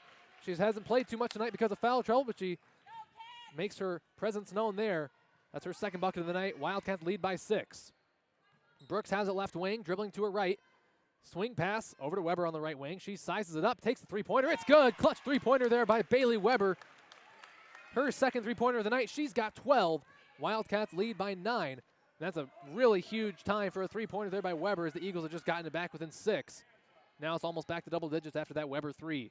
Terrell has the top of the key guarded by Brooks. Now gives it left wing to Apina. Down low to Bartles, but I believe they're going to get Lucy Smith for a foul. As that'll be team foul number 3. And that'll be the second foul of the game against Smith. As it's going to be Allison Paulson throwing it in for the Eagles. Kramer there applying the pressure. Looking for somewhere to go with it. Gets it in to Terrell, top of the key, guarded by Brooks. She sizes it up, thinks about a 3, now gives it back to Paulson, or excuse me, to Soper. She's dribbling to her left, picks up her dribble on the left wing. Kind of directing traffic there. Now the pressure being applied, gets it down low to Apina. She gives it back to Bartles, who's going to attack with the right hand. She puts it up off the glass. It's good. As Anna Bartles gets a bucket to go, she's got 5. Weber crossing half court. Swings over to Brooks. 33-26 our score. Wildcats lead as Kramer has a short corner, attacking the hoop, takes a little bit of contact. Now back to Weber, top of the key to Reed. Reed's going to put up a three-pointer. Her shot is good as Sarah Reed, having a bit of a quiet game for her standards, knocks down that three-pointer. She's got 5 points. Wildcats lead is up to 10. They lead at 36-26. As Noonan comes to the scorer's table, she'll check into the next dead ball. Terrell uses the screen from Paulson. Now over to Apina in the right corner. Pass is tipped and stolen away there by Sarah Reed. As the Wildcats will bring it back the other way. Pass across half court to Kramer on the right wing. Now back to Reed. She'll try another three-pointer. That one on the way. It's good again as Sarah Reed knocks down back-to-back three-point buckets. Wildcats lead by 13. And we have got a timeout on the floor as the Eagles want a timeout to talk things over after Reed hits back-to-back three-pointers. That's going to be a 30-second timeout. Wildcats have extended their lead here to 13 with 5:29 remaining in the fourth quarter. 39-26 our score. The Eagles had gotten it back within 6 points, and then a clutch three-pointer by Bailey Weber and 2 back-to-back threes by Sarah Reed has really changed the complexion of this game as the Wildcats lead is back up to 13 points here with 5.5 minutes to go in this fourth quarter of play. Leading scorer for the Wildcats tonight is Bailey Weber. She's got 12. Sarah Reed is close behind with 8. And then Natalie Noonan also has put in 5, while Brooks has 6. A couple other Wildcat players have between 2 and 3. Both teams back on the floor. Wildcats have Noonan, Brooks, Weber, Reed, and Kramer out there. Midland will have possession of the basketball after calling the timeout. It'll be Paulson throwing it in. Terrell to take it up the floor for Midland. As they try to cut into this 13-point lead the Wildcats have exploded out to here in the last couple of minutes. Terrell guarded by Noonan. Gives it over to Soper on the left wing. Dribbling top of the key. She picks up her dribble. She's going to give it back to Paulson, standing at the volleyball line. She gives it over to Terrell on the right wing. Uses a screen from Paulson. Now she's going to attack down low. Nice dribble move there as Terrell goes up with the shot. We got a foul, though. And I believe it was on the floor, so no free throws there for Terrell. As that'll be team foul number 4. We'll see who they called for the personal foul. Looks like a win against Natalie Noonan. That'll be her 3rd. Team foul number 4. As Paulson is going to throw it in. Eagles in a box set. Trying to find somewhere to go with it. Inbounds pass goes to Terrell. Guarded closely by Noonan. Back to Paulson. She'll chuck up a three-pointer. That one's going to be well short. No good. Rebound secured by Noonan. Good job of stopping it before it went out of bounds there by Noonan. Kick ahead pass to Weber. She's going to go up with the shot. It's going to be no good. Too strong off the glass. Rebound fought for. It's going to go out of bounds. Last touched by, I believe that was Apina of the Eagles that touched it last. So the Wildcats will keep it. Just over 5 minutes, or just under 5 minutes to go in the game. As sub here for the Eagles, it'll be Hannah Fishwild re-entering the game. As another player comes over to the scorer's table. Believe that is Gracie Franzen. Soper and Apina come out for the Eagles. As they're in a 3-2 guarding this inbounds play from Reed. Inbounds pass goes to Weber. She's got an open look, but she's going to send it over to Reed, who has an even more open look. Reed, three-pointer on the way is good. Her third three-pointer of the quarter. As she's got 11. Wildcats lead at 42-26. They've really pulled away here in the last few moments, as they've got 4.5 minutes to go here in the game. Pass goes over to Bartles. She's going to attack the hoop. Nice move. Throws it up off the glass. Too strong. No good. Rebound tipped. It's going to be pulled in by Weber, but I believe they're going to get, I think that was Brooks for a foul, so I think the Eagles are going to keep it. Team foul number 5 against the Wildcats. That is against Briley Brooks. That's her third. As I said, team foul number 5. As Paulson's going to throw it in for the Eagles. 4:29 to go in the game. Wildcats lead at 42-26. As the offense for the Wildcats has finally started to come alive. And it looks like they're going to call, I believe that was a 5-second violation called against Allison Paulson as she was trying to get it in, couldn't find anywhere to go with it. Second time the Wildcats have forced that 5-second violation here in this quarter, as the defense for the Wildcats has really shown up here this afternoon. Noonan sends it across half court to Brooks in the right wing. Dribbling to her left. Top of the key to Kramer. She picks up her dribble. She's going to send it down low to Reed. It's going to be tipped and end up in the hands of Weber. Now she gives it back to Reed. Little give and go pass there, but it's going to be a foul called against, I believe, the Eagles. And that'll be team foul number 7, so Weber should be shooting 1-1. Believe they got Allison Paulson on the infraction there. That is her second foul of the night, team foul number 7, as Bailey Weber will go to the line to shoot the 1-1 for Central City. Front end on the way from Bailey. That one is going to be no good. Too strong off back iron. Rebound pulled down by Paulson. So nothing there on the 1-1 there for the Wildcats. As Franzen's going to bring it across half court. Weber playing some nice defense. Gives it over to Bartles left wing. Dribbling to her right. Paulson top of the key. Thinks about a three. Now she's going to look for somewhere to go with it. Bounce pass. Gets into the hands of Franzen. Dribbling to her right. She throws up a runner. That one's no good. It's going to be rebounded by Paulson. We got to fight for it. Jump ball. Possession arrow favors the Wildcats. Or excuse me, favors the Eagles. So it'll be Midland basketball as a couple subs here for the Eagles. Looks like that's Soper and Apina, a couple starters re-entering the game for Midland, as Terrell and Bartles will exit. Paulson's going to throw it in for the Eagles. They're running a box set once again. Inbounds pass is going to go to the corner. The Soper, she'll chuck up a three-pointer. That one's no good. Rebound is going to be out of the hands of Noonan. It's going to be secured by Fishwild, and they are going to get another jump ball. That one will favor the Wildcats this time, as it'll be Central City basketball after the jump ball. Eagles now applying full court pressure. Inbounds pass goes to Noonan. Guarded by Franzen. Gets it over to Weber. Across half court to Brooks. Now we got a 3-on-1. Down low to Reed. She puts it up off the glass. It's no good. Unlucky bounce. But it gets back into her hand. She puts it up again. And that one is good as Sarah Reed doesn't let the miss bother her too much. She stays with it. Puts in the putback. Wildcats lead 44-26. Just over 3 minutes remaining in this fourth quarter. About 3:20 to go. Soper with a left-handed layup. That's good. Nice take there by Elizabeth Soper. She's got 6 points to lead the Eagles as half-court pass goes over there to Weber. Brooks has it now top of the key. Bounce pass back to Weber. She'll think about a three. Now back to Noonan. She'll take a long two-pointer. That one on the way is going to be no good off back iron. Rebound by Reed. She puts it back with her left hand. And another bucket there for Reed. She's got 15 on the afternoon. Wildcats lead it 46-28. Just under 3 minutes remaining in the game. Soper crossing half court as the Wildcats have really pulled away in this one late. Picks up her dribble. Now Apina on the high post. Picks it up. Top of the key to Paulson. She chucks up a three-pointer. That one's going to be no good off back iron. Rebound fought for in there. It's going to go out of bounds. Who touched it last? It was the Eagles. And it'll be Central City basketball with 2:36 remaining in the game. Eagles still applying the full court pressure. Brooks is going to throw it in. Gets it into Noonan. Right back to Brooks. Over to Weber, trying to get across half court. They do to Reed. Now over to Kramer.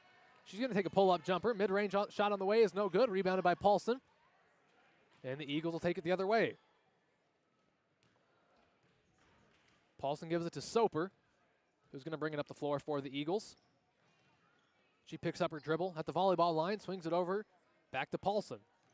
Down low to Soper. She'll put it up with her left hand. That one's too strong, no good. Reed secures another rebound. Her rebound numbers have to be high tonight, as she gets another one there, and they are going to get Elizabeth Soper for the foul. That is her fourth foul of the afternoon, team foul number 8.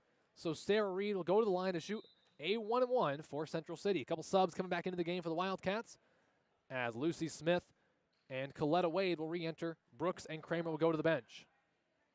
Some subs for the Eagles as well. Looks like a couple players making their first appearance in tonight's game. Looks like Emily Soper in for the first time. Also had Jade Martin re-enter as well as Anna Bartles. Sarah Reed at the line for a 1-1. First free throw from Reed is on the way. That one is going to be good. She knocks down the front end. And she will get one more. Give her 16 in the night. Chance for 17 here as another Eagles sub. This one is going to be Olivia Paulson. She's making her first appearance in tonight's game. The 5'7" freshman getting some action here late. 47-28 our score. 2:05 to play as Reed gets set for the back end of the 1-1. That one is good as well. She knocks down both. Wildcats lead has grown to 20 here late in the game. They lead 48-28, 2 minutes to play in the game. Smith running the one for the Eagles. Now she gives it over to Martin. She picks up her dribble, high post to Paulson. Back to Smith, attacking the rim. Down low to Paulson. She puts it up. No good off the glass. Too strong. Rebound secured by Reed. And she's going to kick it across half court to Wade. Wade's pass is stolen by Smith after it was tipped by Franzen. Or correction, that was Martin that tipped it. Martin gives it to Smith, top of the key. And back to Soper. She'll chuck up a three-pointer. It's going to be short. Rebounded by Reed. Again, another rebound there for Sarah. She's had a lot of those here tonight. Weber bringing it to the cross half court.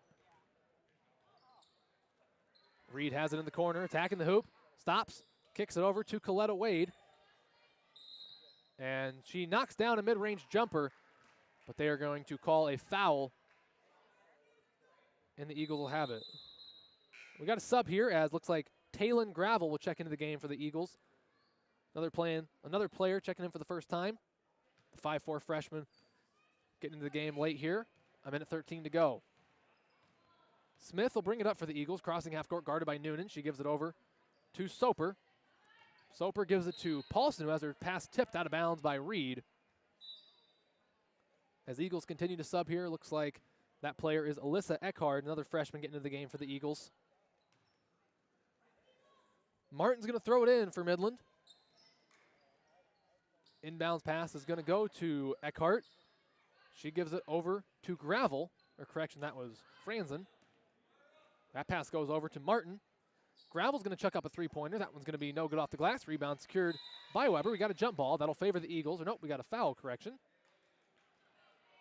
Looks like they got Olivia Paulson for the foul. That's going to be her first team foul, number 9.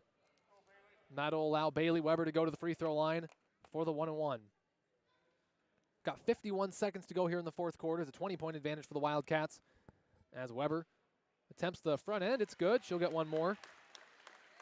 She's got 13 on the afternoon.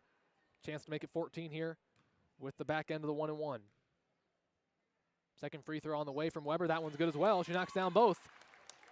Wildcats lead at 50-28. Under a minute to play in the game. Gravel bringing it to the cross half court for the Eagles. Bounce pass, top of the key to Martin. She's attacking the rim, trying to get downhill. She chucks up a jumper. It's going to be no good. Rebounded by Paulson, who kicks it out to Gravel, top of the key. Now over to Martin. Martin will put up a three-pointer. That one's going to be no good. A little bit too strong. Rebounded by Martin, or excuse me, by Gravel.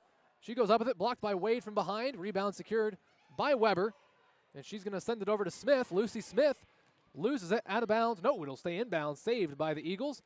Into the hands of Taylon Gravel. Crossing half court, 15 seconds to play. She loses it. Pass stolen away by Reed. Sarah sends it to Coletta, who doesn't see it until the last second. Still manages to get it and put it through the hoop. Good awareness there by Coletta Wade to find the ball at the last second. And Noonan's going to come up with a steal. And she's going to chuck up a long three-pointer. It's no good. And that is going to do it for the girls' varsity game. They explode for a lot of offense here late in the game after having some trouble putting the basketball in the hoop for a lot of tonight, or today I should say. Our final score in the girls' varsity contest, Central City 52, Midland 28. With the win, the Wildcats improve to 3-1 on the season, while the Eagles fall to 1-3 with their third consecutive defeat. So nice win there for the girls, and the boys will be next. I'm assuming they're going to put 15 minutes on the clock here momentarily.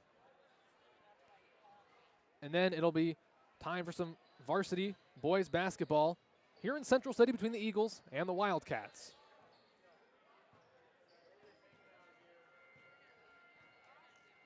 As the Wildcat boys come out of the locker room onto the floor, they're ready to go here tonight as 15 minutes are put on the clock.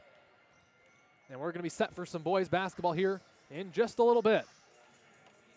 Before we fully turn our attention to the boys game, let's give a quick recap of the girls game. Taking a look at some statistics. First for the Eagles. They finished the game with 28 points as a team. Leading scorer for Midland was Elizabeth Soper. The senior finished with 6. She was followed by Allison Paulson with 5. Gracie Franzen had 4. Anna Bartles also had 5. Hannah Fishwild had 2. Bailey Apina had 4. And Amaya Terrell also had 2. She was the leading scorer coming in. Wildcats held her to just 2 points on the afternoon. For the Wildcats, leading scorer was Sarah Reed. She came alive in that fourth quarter. She finished with a team-high 17 points, followed by Bailey Weber with 14. Then it was Briley Brooks with 6. Coletta Wade and Natalie Noonan both finished with 5. Hannah Kramer had 3, and Lucy Smith had 2. Wildcats had a total of 52 points as a team in that game. One more time, our final score in the girls' game, Central City 52, Midland 28. So that is going to do it for coverage of the girls' game here from Central City.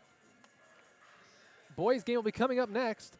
I'm going to take a quick 5-minute break or so, and I'll be right back with pregame coverage of the boys' game between the Midland Eagles and your Central City Wildcats. Stay tuned, folks.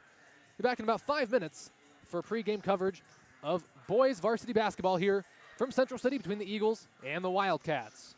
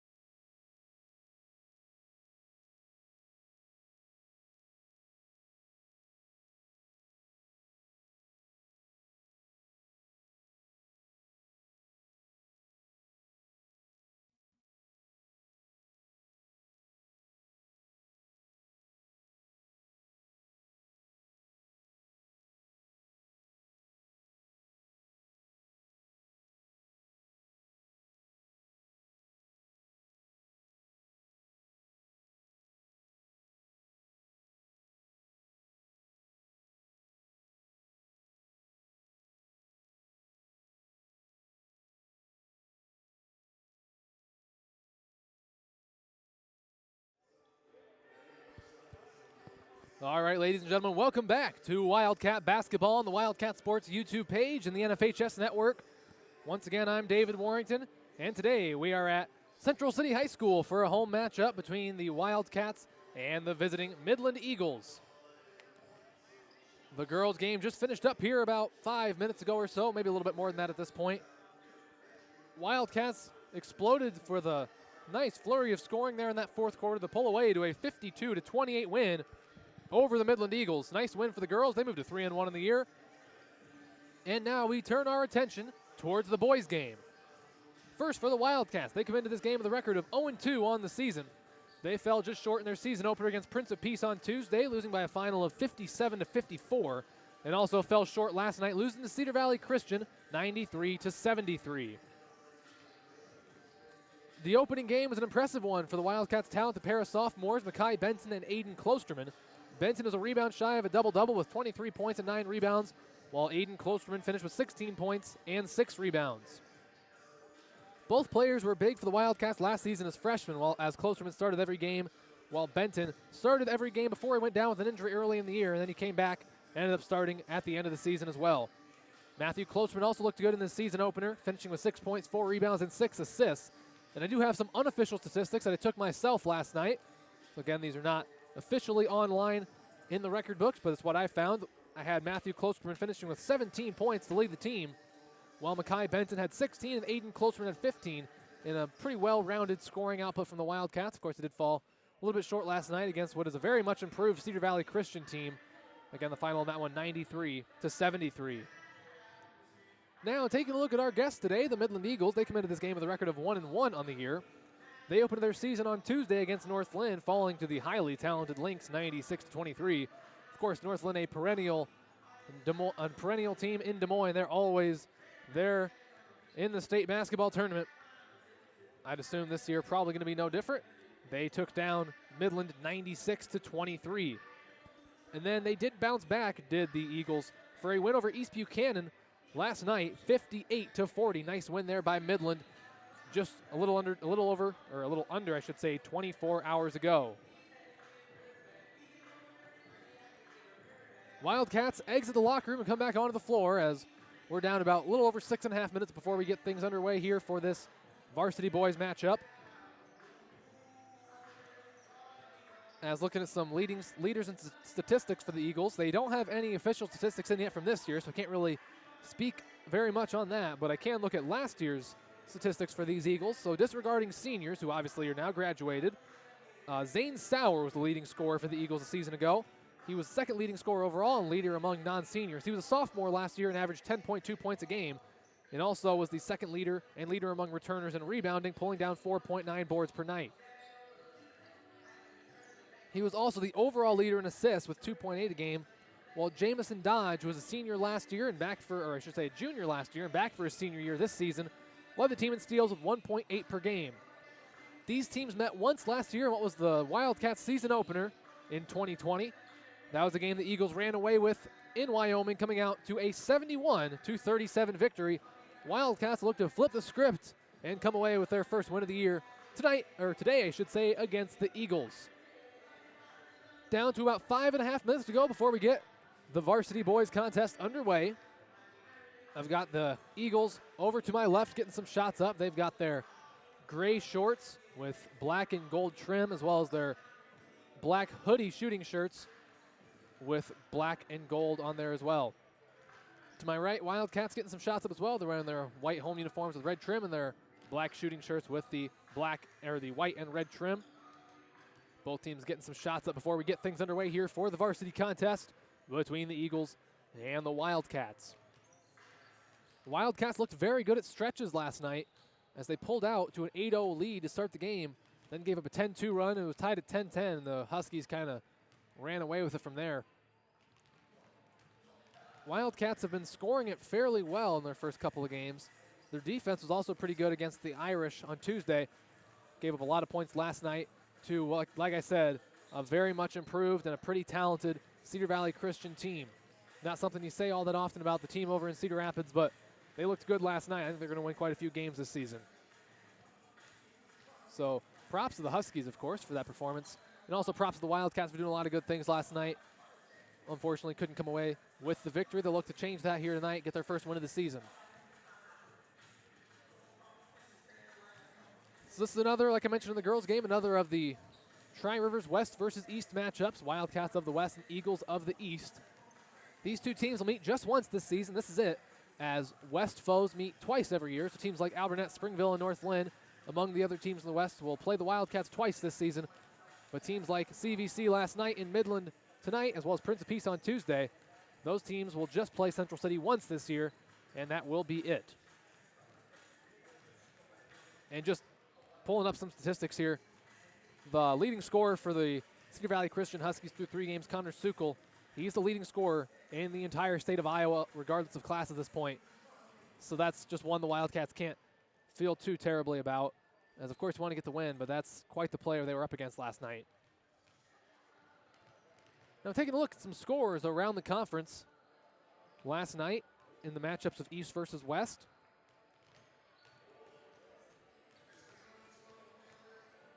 I was getting that pulled up. It was a dominant showing by the Easton Valley Riverhawks, taking down a struggling Starmont team 100-18. Maquoketa Valley got the win over Prince of Peace 57-35. Edgewood Colesburg took down Calamus Wheatland 76-61. North Lynn beat Marquette Catholic 88-35. Midland took down East Buchanan 58-40. And Cedar Valley Christian took down your Wildcats a night ago 92-74. So looks like, just like the girls, this one is tied 3-3. Easton Valley, Midland, and Cedar Valley Christian won games for the East, while Maquoketa Valley, Edgewood, Colesburg, and North Lynn won games for the West. Lisbon and Springville also matched up in Lisbon, although a final is not posted in that one. If I had to guess, I'm guessing Springville was the winner of that one. They made it to state 2 years ago and were a game away last year. So if I had to take a guess, probably Springville taking the win in that one, but can't be sure. As it is, both girls and boys, East versus West, were tied at 3 games apiece last night. We're down to about 2 minutes before we get the Varsity Boys contest underway here from Central City, as both teams are getting their last shots up before we get going here for some Varsity Boys basketball from Central City. 3rd game of the year for the Wildcats, 2nd home game. Like I said, they're 0-2 so far. Fell 3 points short against the Prince of Peace Irish on Tuesday, and then 20 points short of the Cedar Valley Christian Huskies one night ago in Cedar Rapids. That was the away game. Prince of Peace, they played at home.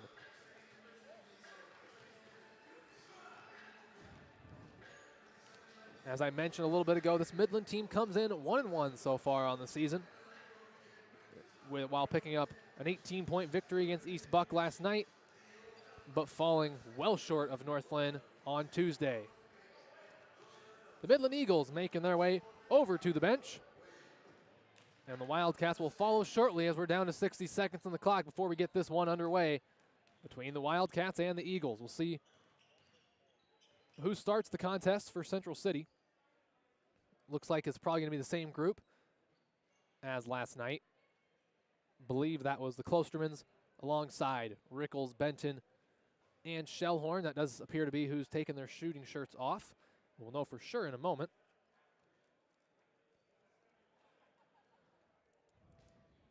As 30 seconds on the clock, they're going to stop it.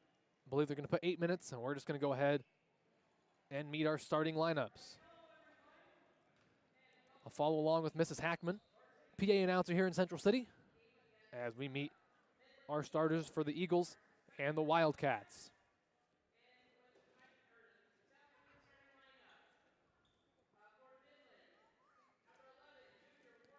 For the Eagles, the 5'10 junior, number 11, Warren Eaton.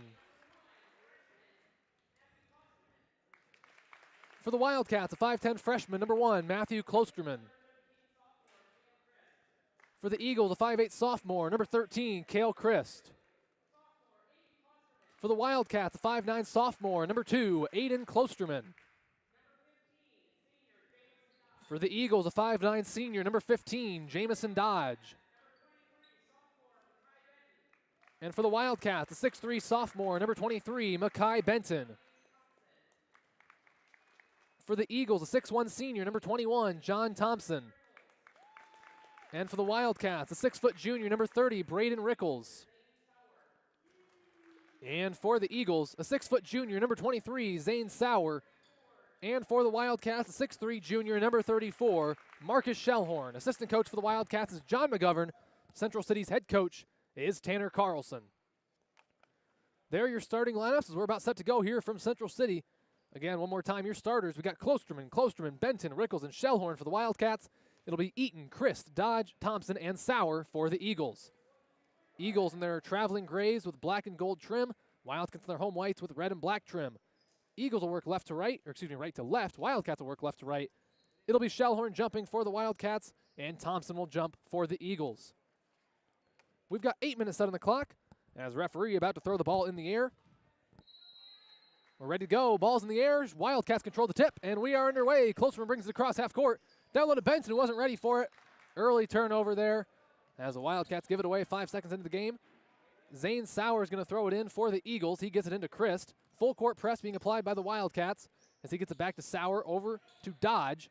Bounce pass across half court to Christ, attacking. Now he's going to pull up for, I believe that was a long two, well off the mark, rebounded by Benton. And he'll give it over to Matthew Klosterman, who Coach Carlson wants to slow down. Maybe run a set play here. Uses a screen from Shellhorn over to Aiden, now into the corner to Rickles. He takes a three-pointer from the corner. That's going to be good. Braden Rickles cashes in on the early three-pointer. Wildcats strike first. They lead it 3-0 as Sauer gives it over to Dodge. Klosterman working on him there as he gives it over to Sauer, guarded by Matthew Klosterman. Across half court to Christ. Shellhorn playing defense as Christ still has the top of the key. He's going to swing it over to Sauer, who's going to bring it up and slow things down for the Eagles here in the half court. Looks like maybe a set play being run here by the Eagles. They're going to give it over to Thompson, top of the key, working on Benton. Now gives it to Eaton, top of the key to Christ. Kale Christ working on Shellhorn. Picks up his dribble right wing. Looking for somewhere to go with it. In some trouble now as they're going to get Shellhorn for a foul, it looks like. As he was trying to get the ball away from Christ there, but he's going to be whistled for the foul. His first, team foul number 1. First foul from either side in this game. As Sauer will throw it in right in front of the Wildcat bench. Shellhorn applying the pressure. Inbounds pass goes to Christ. He has it at the logo, guarded by Aiden Klosterman. Now at the volleyball line, uses a screen from Thompson. Working to his left, spin move. Now bounce pass over to Eaton. He fakes a three. He's going to attack. Pulls up, now over to Dodge, top of the key. Dodge swings it to Chris in the right wing, and they're going to get him for a travel as he tried to attack the hoop. His floater was no good anyways, and it's going to be out of bounds. Or excuse me, turnover there for the Eagles. Braden Rickles throws it into Matthew Klosterman. And Central City will have the ball. Klosterman crosses half court, gives it to his brother Aiden. Right wing, the top of the key to Rickles. Over to Matthew on the left wing, or right wing I should say. Klosterman makes a nice move, top of the key to Aiden. Now left wing to Rickles. Rickles had a good idea there, but his pass was tipped and stolen away, and they're going to get, I believe, Makai Benton for the foul there, as I think he kind of lost his footing. Ended up falling on Warren Eaton. That'll be Benton's first, team foul number 2. Wildcats lead at 3-0 here, 6:18 to go in the first quarter. As looks like just Coach Carlson comes out to fix something on the floor there, and now we're good to go. Sauer will throw it in for the Eagles. He gets it into Thompson. Benton applying some pressure there as he's going to back off and maybe go back to protect the rim. Looks like mostly a man-to-man press here by the Wildcats as Christ has it in the half court, and he's going to be fouled by Matthew Klosterman as Wildcats pick up 3 quick fouls here under 2 minutes into the game. That was Matthew's first, team foul number 3. Again, Sauer will be throwing it in for Midland. Sauer tries to get into Eaton. Good hand there by Rickles. Tips it out of bounds. Still be Eagles ball, but a good job there by Rickles to be there and be active, making it harder for the Eagles. Sauer again going to get it in. He gets to Chris this time. Guarded top of the key by Aiden Klosterman. He has it at the volleyball line here with just over 6 minutes to go in the opening quarter. Now left wing to Sauer. Top of the key to Thompson. Guarded by Benton. Now Chris has it left wing. He chucks up a three-pointer. That one's going to be no good. Rebounded by Benton. Matthew Klosterman will bring it up the floor for Central City. Over to Aiden Klosterman on the right wing. Inside to Benton. He takes no dribble. Picks it up. He's no good. Tries to get his own rebound. Couldn't get it. Secured there by Dodge, and the Eagles will bring it the other way. Sauer crosses half court. Guarded by Shellhorn. He puts it up off the glass. It's good as Zane Sauer gets the scoring underway for the Eagles. The Wildcats lead it 3-2. Matthew Klosterman has the top of the key. He swings it over to Rickles on the left wing. Looking to get downhill. Now he's going to Give a bounce pass over there to Shellhorn in the high post. He loses it, gets it back. Wild pass there is going to be saved by Matthew Klosterman. And he gets it to his brother Aiden, right back to Matthew. Looking to get downhill. Top of the key to Aiden, fakes the three, now dribbling to his left, pulls up for a mid-range jumper. That's going to be no good. Rebound by Thompson. Good move by Aiden, but he couldn't quite finish the shot. Thompson brings it across half court. Nice job there by Rickles to steal the ball. He's going to run 2-on-1, and he loses it out of bounds. Don't believe it was tipped. He just lost it there, got a little ahead of himself. It was a good play to get rid of it, though. Good steal by Rickles. But it will be Eagles ball after the turnover. Inbounds pass goes to Thompson. Now he swings it back to Sauer. Sauer crossing half court, guarded by Shellhorn. Now gives it right corner to Eaton. Back to Sauer, top of the key. Shellhorn tries to get a hand in there. Screen used by Thompson. Now Chris that fakes a three-pointer into the corner to Dodge. He will take the three. That one is going to be no good. Rebound secured by Benson, and they are going to get, looks like that is Warren Eaton for a foul. And it'll be Wildcat basketball. Good box out there by Benton as Warren Eaton called for his first foul, team foul number 1 against the Eagles. Rickles will throw it in as Matthew Klosterman will run the one for Central City. Sounds like the Wildcats getting set to run a set play here. Shellhorn sets a screen. Another one there by Benton, gets it to Klosterman. Standing the Wildcat logo there on the right wing. Back to Matthew Klosterman. And over to Shellhorn. Skip pass over to Rickles. Now right wing to Aiden Klosterman. Down low to Benton. He's going to go up with it. His shot is good as Makai Benton gets in the scoring column. Wildcats lead at 5-2. Just over 4 minutes to go in the opening quarter. Thompson crossing half court with it for the Eagles. Benton sagging off a little bit, not too worried about his three-pointer. And they're going to get a foul. I believe they got Rickles on that one. That'll be the 4th team foul against the Wildcats. And it looks like Jaden Hansen's going to be checking into the game for Central City, as that was against Rickles, his first team foul number 4. And Jaden Hansen, the 6-foot sophomore, will check into the game for Central City.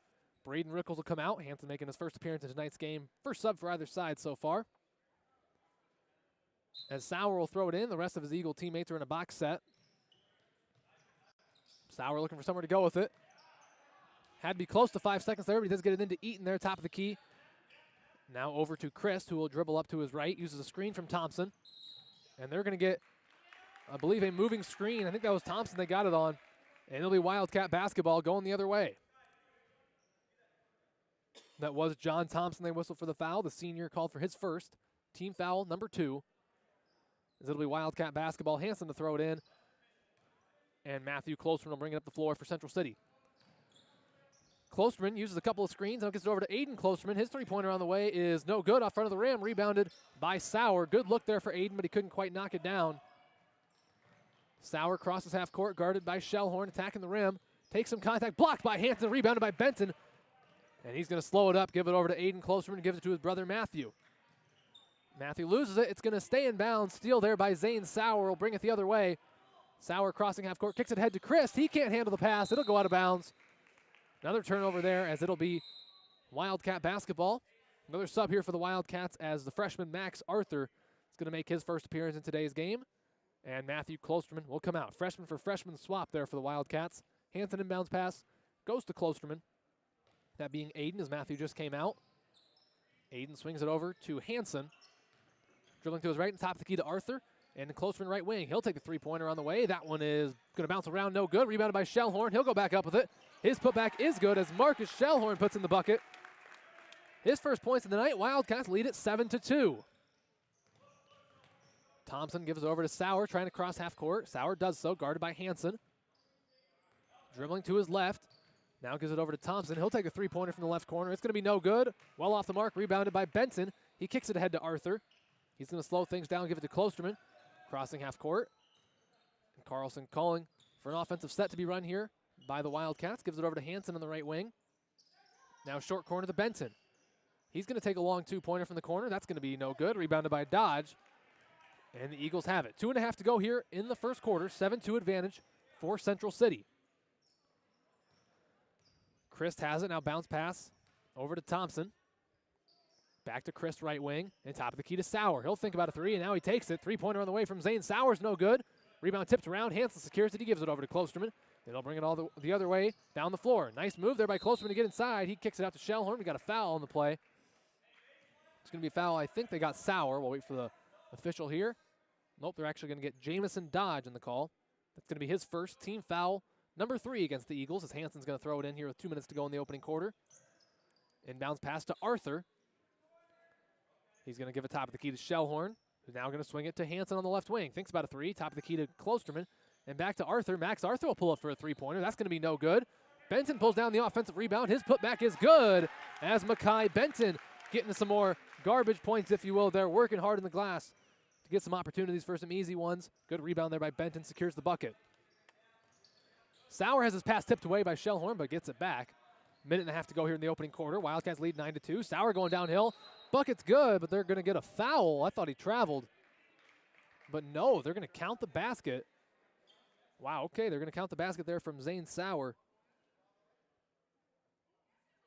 And now the referee's asking if the ball went in. It did.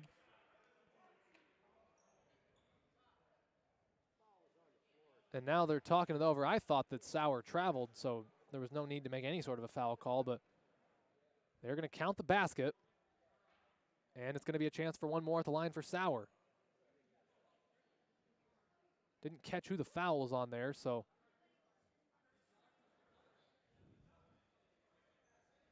So basket's good. It was on Aiden Klosterman. That's going to be his first. Team foul number 5 against the Wildcats. Coach Carlson wanted the travel call. That's what I thought it was as well, but they gave the foul call and the bucket to Zane Sauer. He's got all 4 of the Eagles' points. Free throw on the way, make that all 5 as he knocks it down. And we got a sub here for the Eagles. Their first of the night, Ty Jensen, the 6'2 sophomore, will check in. He will replace John Thompson. 9-5 lead for the Wildcats with a little over 90 seconds to go in this first quarter. Hansen throws it into Klosterman, and Aiden will bring it up the floor for the Wildcats. Crossing half court, guarded by Christ. Right wing to Arthur. Now he swings it over to Hansen. Hansen will take a 3-pointer from the left wing. His shot is going to be no good. Rebounded by Dodge, and they're going to get Max Arthur for the foul there. He had some contact there on the head of Dodge while he was rebounding and getting the board. That is going to be Arthur's first team foul, number 6, as we haven't even reached the end of the first yet. And now we're going to have another foul here, as that's going to be in the bonus already. That one was on Max Arthur again, his second team foul, number 7. Matthew Klosterman's going to come back into the game to get Arthur. And with a minute 23 to go until the end of the first quarter, the Eagles are shooting the rest of the half as Wildcats have 7 fouls in this first quarter. It's Cale Chris at the line for a 1-and-1 for the Eagles right now. Free throw on the way. That is going to be good. Chris knocks down the front end. He'll get one more. As the Wildcats fouls really adding up. Nobody has more than 2, and only Arthur has 2. There's been a bunch of different players committing the fouls. Second free throw on the way is good as Cale Chris knocks down both. Wildcats lead has been cut to 2. They lead at 9-7 as Matthew Klosterman brings it up the floor for the Wildcats. He swings it over to Hansen right wing. Top of the key to Aiden. And we're going to have a foul, I believe. They're actually, I don't think they're going to call a foul. They're going to pull Makai Benton and Ty Jensen in. And the referee is just giving them a bit of a talking to, it looks like. I don't think they're actually going to assess a foul. As Braden Rickles checks into the game. And Jaden Hansen will come out. Rickles is going to throw it in. As Wildcats running around, they get it into Klosterman in the corner. Now over to Matthew right wing. Takes a couple dribbles. Nice move there, attacking the rim. He's going to put up a shot. That's going to be no good off the rim. Rebounded by Jensen. And he gives it over to Sauer. A minute to go in the first quarter. Wildcats lead 9-7. Sauer gives it over to Jensen, but it's stolen away by Matthew Klosterman running in the full court. Guarded by Sauer. Now turns, attacks the rim. He's going to put it up once again. Good move, but he can't finish. Rebounded by Sauer. By Sauer, and he's going to bring it up the floor for the Eagles. Sauer dribbling to his left. Makes a nice move, and he's going to put it in his left hand. We're tied. Zane Sauer has 7 of the Eagles 9, and we're all tied up at 9 apiece. Klosterman over to Rickles into the corner to Shellhorn. Now it's going to be off the leg of Rickles, but he gets it back. Looking for somewhere to go with it. Attacking, loses it for a second, gets it back, and it's going to be thrown away out of bounds.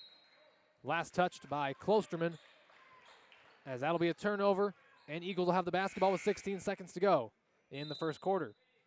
Lucas Greif is going to check into the game for Central City, making his first appearance in this afternoon's game. And also got a sub for the Eagles. John Thompson will re-enter as Jamison Dodge will take his first rest of the game. Sauer throws it in, gets it to Christ, who gives it right back to Sauer and brings it across half court with 10 seconds to go in the opening quarter. Sauer dribbling to his left, down low to Jensen. He gets it. Looks like he definitely walked with that one, and they're going to call the travel.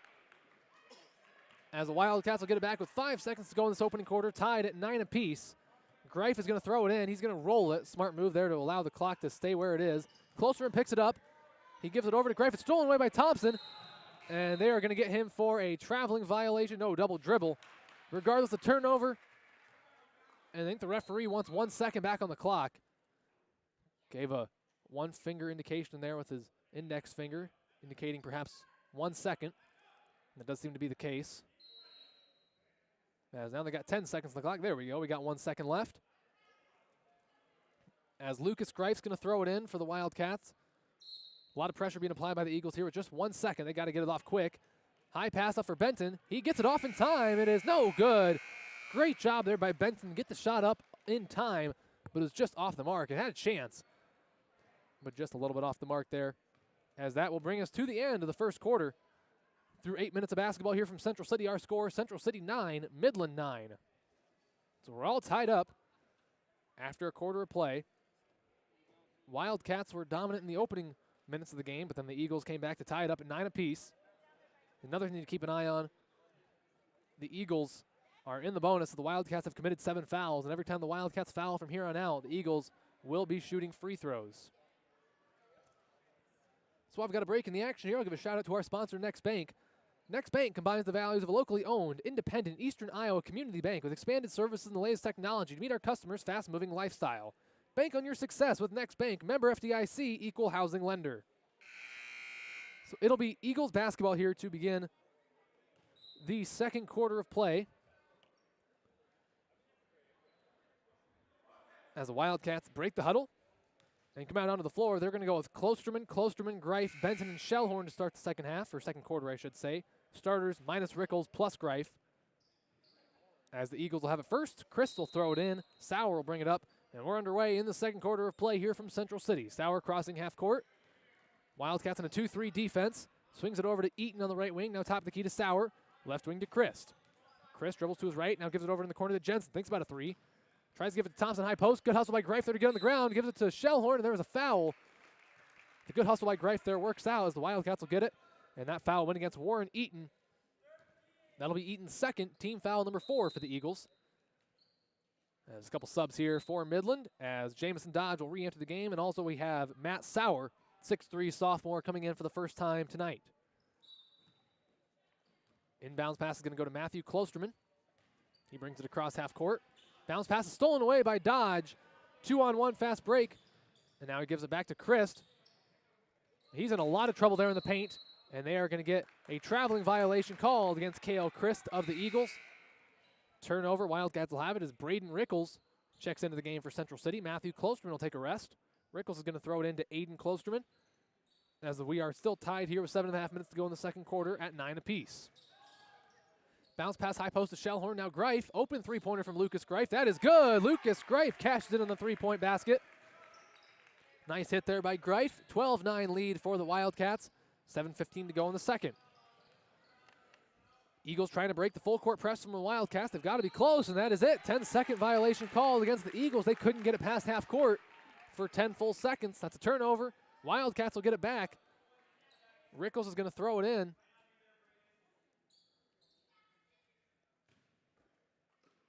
As he's looking to get it into the corner there to Klosterman. Down low to Benton. It went off of one of the Eagles players. Went off of Sauer. That being Matt Sauer, as opposed to Zane, who's also in the game at the moment. Looks like they actually called a foul there. I believe it was on Sauer, his first team foul number 5. As Rickles is going to throw it in for the Wildcats. Inbounds pass is going to be nearly stolen now. It ends up in the hands of Dodge. He's got an open pass to the lane. He's going to lay it up and good as Jamison Dodge gets his first basket of the game. Eagles back within 1 at 12-11. Aiden Klosterman crossing half court. Swing pass over to Rickles. He's got an open look for three. He'll take it. It's no good off the front of the rim. Rebounded by Dodge. He gives it over to Zane Sauer. Sauer has the top of the key. Swings it over to Chris on the right wing. Back to Sauer and Dodge left wing. Dodge gives it right back to Sauer. He's back at the logo looking to reset the offense. Double screen there set. He's going to use it. I believe it's a long two. He was on the line. He knocks it down. But it's just two as his toe is on the line. 1 point advantage for the Eagles, 13-12. I believe that may be their first lead of the night as Klosterman's pass to Shellhorn is going to be tipped on the ground. We got a foul. And one of the Eagles players getting a little aggressive, and they're shoving Aiden Klosterman out of his way, but they're actually going to call Aiden for the foul there.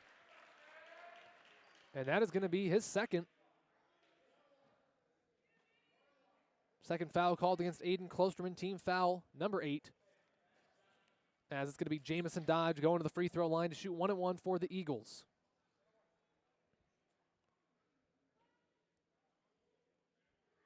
Dodge has the ball in his hands, set to attempt the front end. First shot on the way. That one is no good. And Shellhorn hustles to get the rebound. So Eagles will come up empty on that trip to the free throw line as Klosterman brings it across half court for Central City. Aiden swings it over to Rickles on the right wing. Short corner there to Benton. Nice pass there to Shellhorn, and Marcus Shellhorn finishes at the rim. Nice high-low game there for the Wildcats as Benton with the assist to Shellhorn. Wildcats back on top, 14-13. Sauer gets it across half court for the Eagles, gets it over to Dodge. Now to Chris in the short corner. He attacks baseline. His layup up, no good, too strong. Rebounded by Greif. And the Wildcats have it over to Klosterman now. He'll bring it across half court. Stops. Pass is going to be off the leg of Dodge. And so it'll stay with the Wildcats. And it looks like Coach Carlson is going to take this opportunity to call a timeout. It'll be a full 60-second timeout with 5:44 to go in the second quarter. Our score, Central City 14, Midland 13. Taking a look at some numbers here. Zane Sauer has 9 of the Eagles' 13 points, while Jamison Dodge and Cale Chris both have 2. Looking at the Wildcats' scoring numbers, it's been more balanced. Marcus Shellhorn and Makai Benton both have 4, while Lucas Greif and Braden Rickles both have hit 1 3-pointer. They each have 3 points.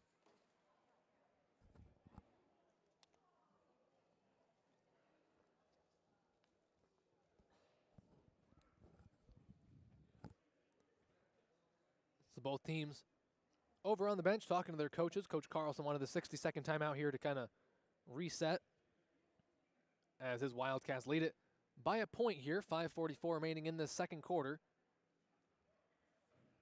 Looking at the foul numbers, I have Aiden Klosterman and Max Arthur both with 2, while Matthew Klosterman, Makai Benton, Braden Rickles, and Marcus Shellhorn all have 1.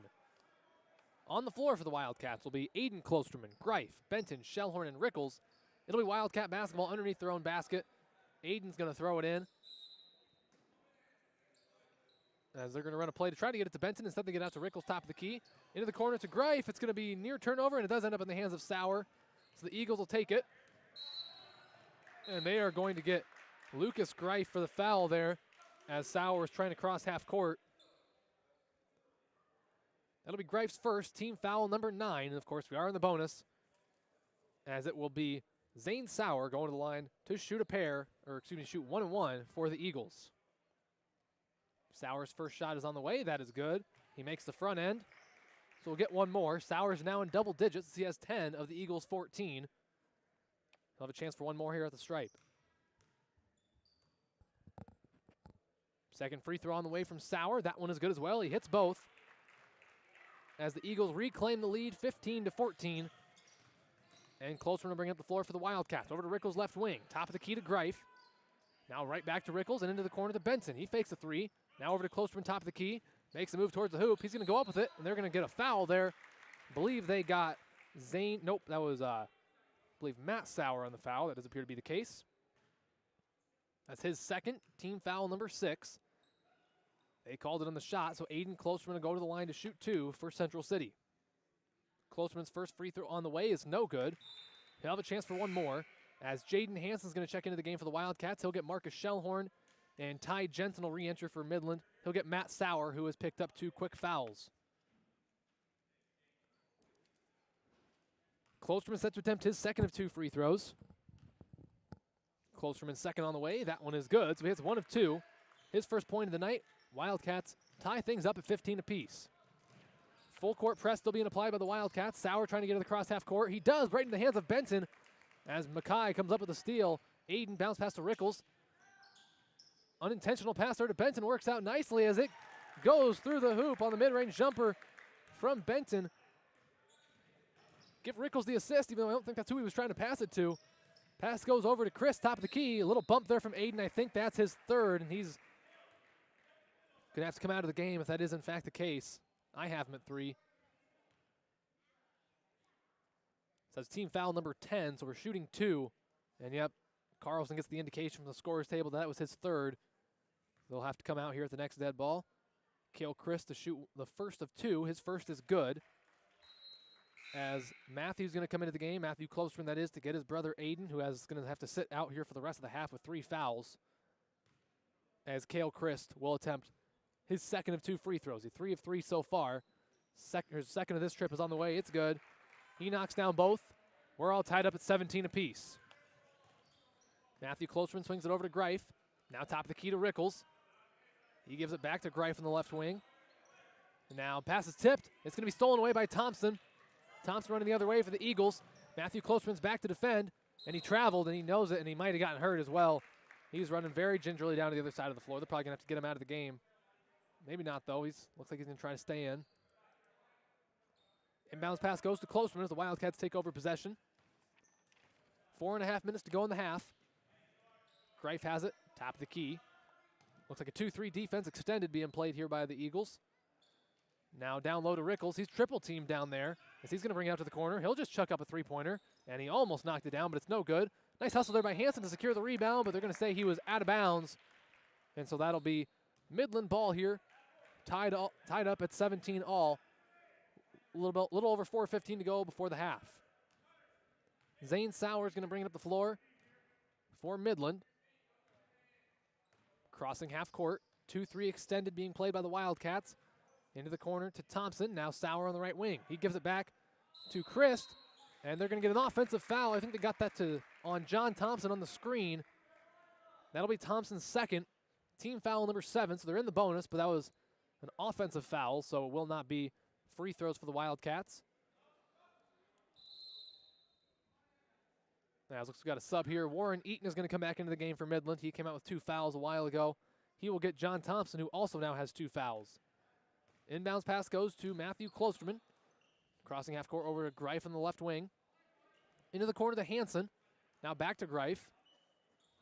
Right back to the corner to Hansen. Now back to Greif on the left wing. Thinks about a 3. Back to Hansen. And now back to Greif. Down low to Benson, and that pass is going to be stolen away by Eaton. He gives it to Sauer, who's going to bring it the other way for Midland. Crossing half court.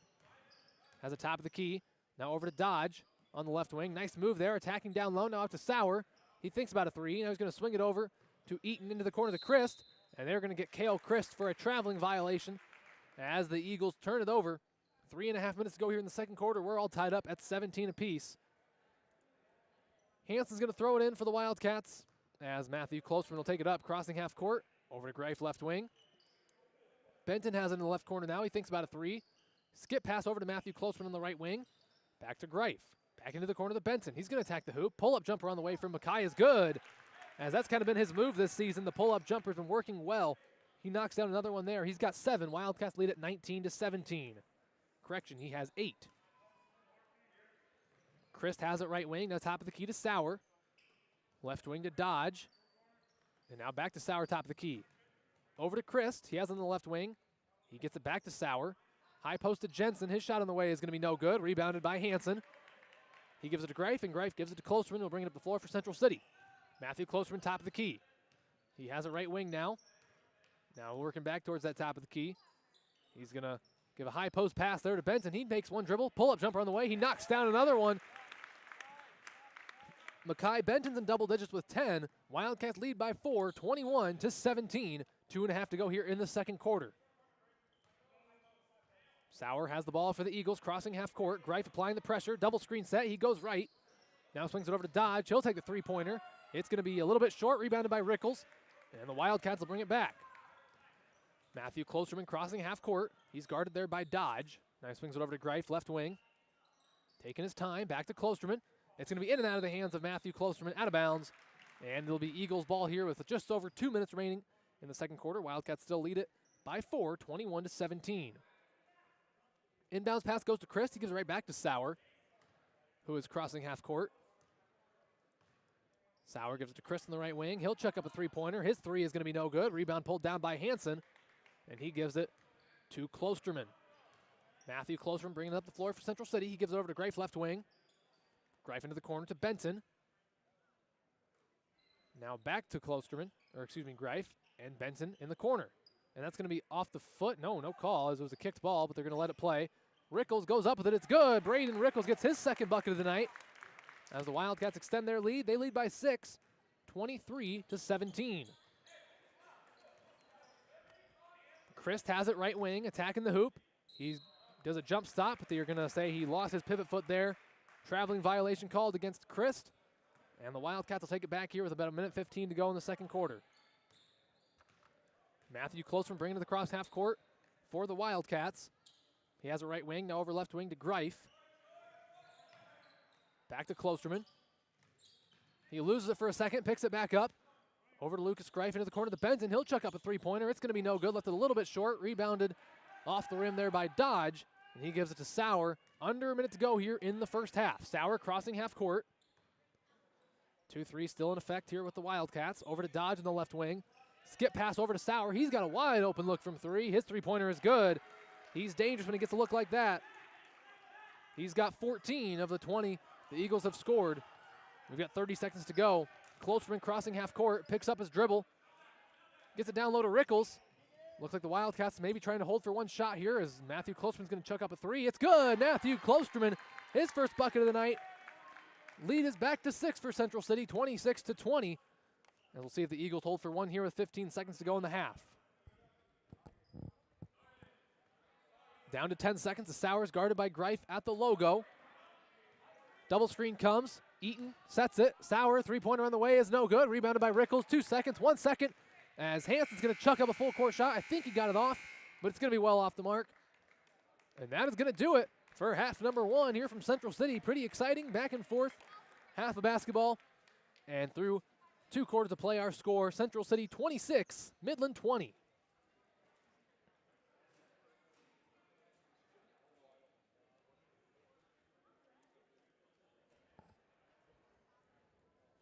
So quite the opening half there as the Wildcats hold the 6-point advantage. As we've got the 10-minute clock starts to roll down. And after it hits zeros, we'll have second half action here from Central City. Taking a look at some first half statistics first for the Eagles. Zane Sauer, leading scorer, or second leading scorer a year ago for the Eagles and leading scorer among non-seniors. He finished with 14 of the 20 points that the Eagles put up in that first half. Cale Christ then had 4, all came at the free throw line, and Jamison Dodge also had 2. Not a ton of foul trouble to look at here for the Eagles as nobody has more than 2. Warren Eaton, John Thompson, and Matt Sauer all have 2, while it looks like Jamison Dodge has 1. Taking a look at the Wildcat statistics here in the first half. Leading scorer for Central City was Makai Benton, the 6'3 sophomore, finished with 10 points in that opening half, while Marcus Shellhorn had 4. Braden Rickles had 5. Lucas Greif had a three-pointer, as did Matthew Klosterman. His was there late, right before halftime. And then Aiden Klosterman did hit a free throw. He had 1 point there in that first half. Only real spot of foul trouble for the Wildcats is Aiden Klosterman. He had 3, and he had to be taken out there with about 4 minutes to go before halftime in order to make sure he didn't get a 4th or anything like that before we reach the half. Other foul numbers for the Wildcats, Max Arthur has 2, and then Matthew Klosterman, Lucas Greif, Makai Benton, Braden Rickles, and Marcus Shellhorn all have 1. And of course, all these numbers I'm giving to you unofficial. I'm not over at the scorer's table, and I'm not the official scorekeeper, but just numbers I have based on my unofficial calculations here throughout the course of the game. About 8 minutes remaining on the clock before we get the second half of play underway. And while I've got a chance here, I'll give a shout out to our sponsor, Next Bank. What are you saving for? Whether it's retirement, your child's education, a new car, or just a rainy day, Next Bank has the right savings account for whatever's next for you. Next Bank is committed to help you achieve what's next for your financial dreams. Bank on your success with Next Bank, member FDIC, equal housing lender.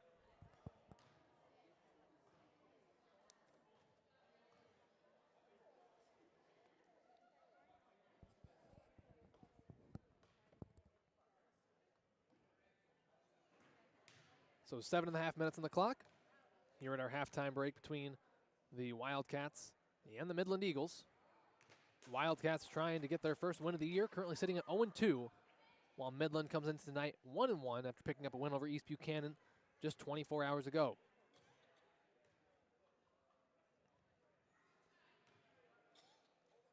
Taking a look at what the Wildcats have coming up on their schedule. They'll be back in action on Monday, or Tuesday rather, that being the 7th of December. They will host the Kalamazoo-Wheatland Warriors in another one of these Tri-Rivers East versus West matchups. And then they will travel to take on the Easton Valley Riverhawks on the 10th, and what is also an East versus West game. Then looks like they will begin their West Side matchups as they will take on Alburnett in Alburnett on the 14th. They'll host Starmont on the 17th of December. Then they'll travel to Delhi to take on the Maquoketa Valley Wildcats in their last game before the winter break.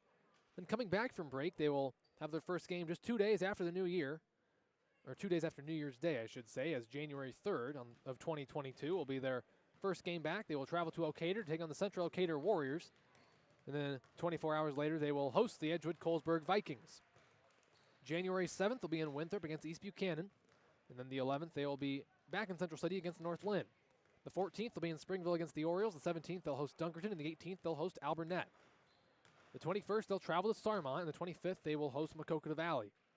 The 28th, they will travel to Edgewood to take on the Edgewood-Colesburg Vikings. And February 1st, they will host East Buchanan. That is listed on Varsity Bound as senior night. Then on February 4th, they will travel to Troy Mills for their last away game of the year against North Lynn. Also the last boy-girl doubleheader, if I'm not mistaken. And then they will conclude their season, their regular season, that is, on February 8th. They will host the Springville Orioles. Of course, that will be a boys-only game. That's one of those where the girls, since they get their season started a little bit earlier than the boys, they have an opening season matchup against Springville.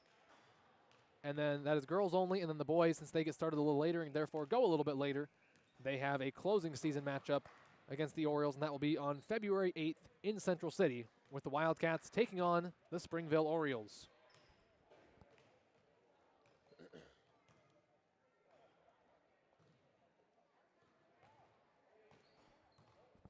The Eagles are back on the floor now as they're to my left, even though I'm pretty sure they're supposed to be to my right, and I think they just realized that as well.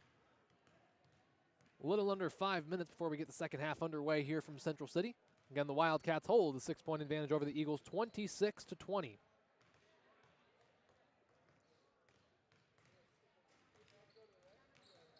Taking a look at some Tri-Rivers teams in action today. Of course, here in Central City, the Wildcats are hosting the Eagles. Over in Troy Mills, just a short 25-minute drive or so, maybe closer to 20. The Lynx are hosting the Cedar Valley Christian Huskies. That one says it's supposed to be starting at 3, so that should be getting underway there. And then also in a non-conference matchup, the Springville Orioles are hosting the Central Elkader Warriors today.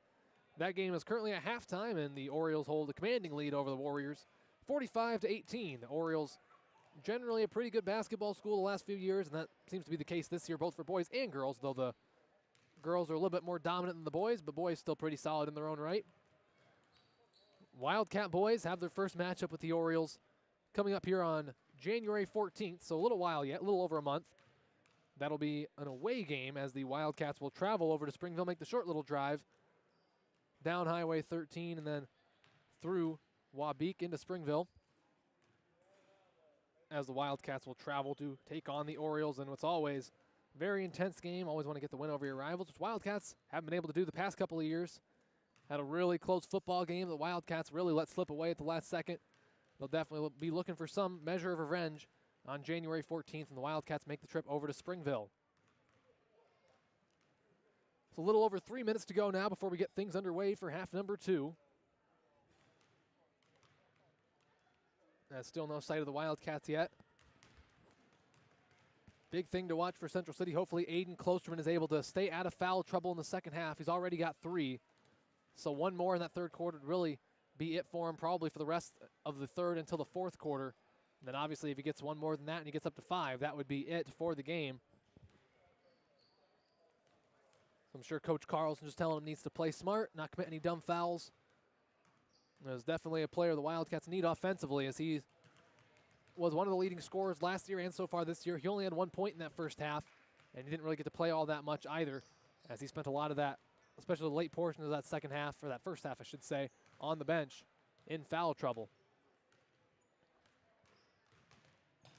So the Wildcats now back on the floor to my left, getting some shots up, getting set to go here for the second half of play. It's a 6-point advantage, as I mentioned, for the Wildcats. They'll look to hang on to that lead into the second half and try to get their first win of the year here against the Eagles.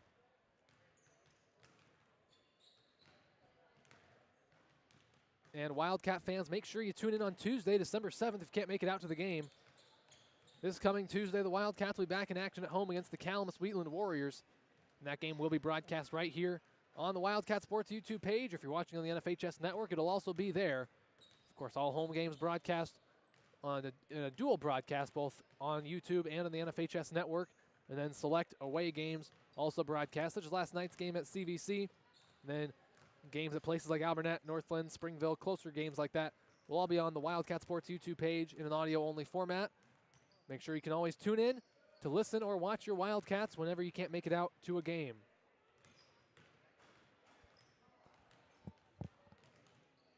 A little over a minute until we get the second half underway.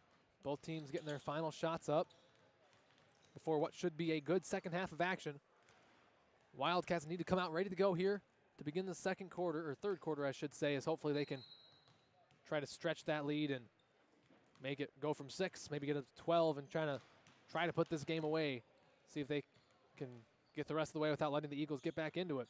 Of course, just a 2-possession game here, 6-point lead for the Wildcats. They have to be ready to go once we get things started here in the second half, as both teams make their way over to the bench as we're about ready to get set here for half number 2. 30 seconds and counting on the clock as Coach Carlson having a last-minute discussion with his players before they get out there for the start of the second half. Same can be said about the Eagles coach over there to my right. I believe the Wildcats are going with the same unit they started the game with. That does appear to be the case. It'll be Wildcat ball to begin the second half as they do come out with the same 5 that started the game. They've got Klosterman, Benton, Rickles, and Shellhorn. Eagles are going to go with their starters as well. Eaton, Christ, Dodge, Thompson, and Sauer. Matthew Klosterman will throw it in to begin our second half. He'll throw it into Aiden Klosterman. 8 minutes on the clock, and we are underway here in third quarter action from Central City. Aiden Klosterman has it right wing, picks up his dribble, passes tipped. He gets it back, however, top of the key over to Benton. He's going to take a mid-range jumper. That one's no good. Rebound is going to be pulled down by John Thompson, and the Eagles will have it back. Zane Sauer bringing up the floor for the Eagles. He crosses half court, guarded by Klosterman. Over to Chris on the left wing. Back to Sauer.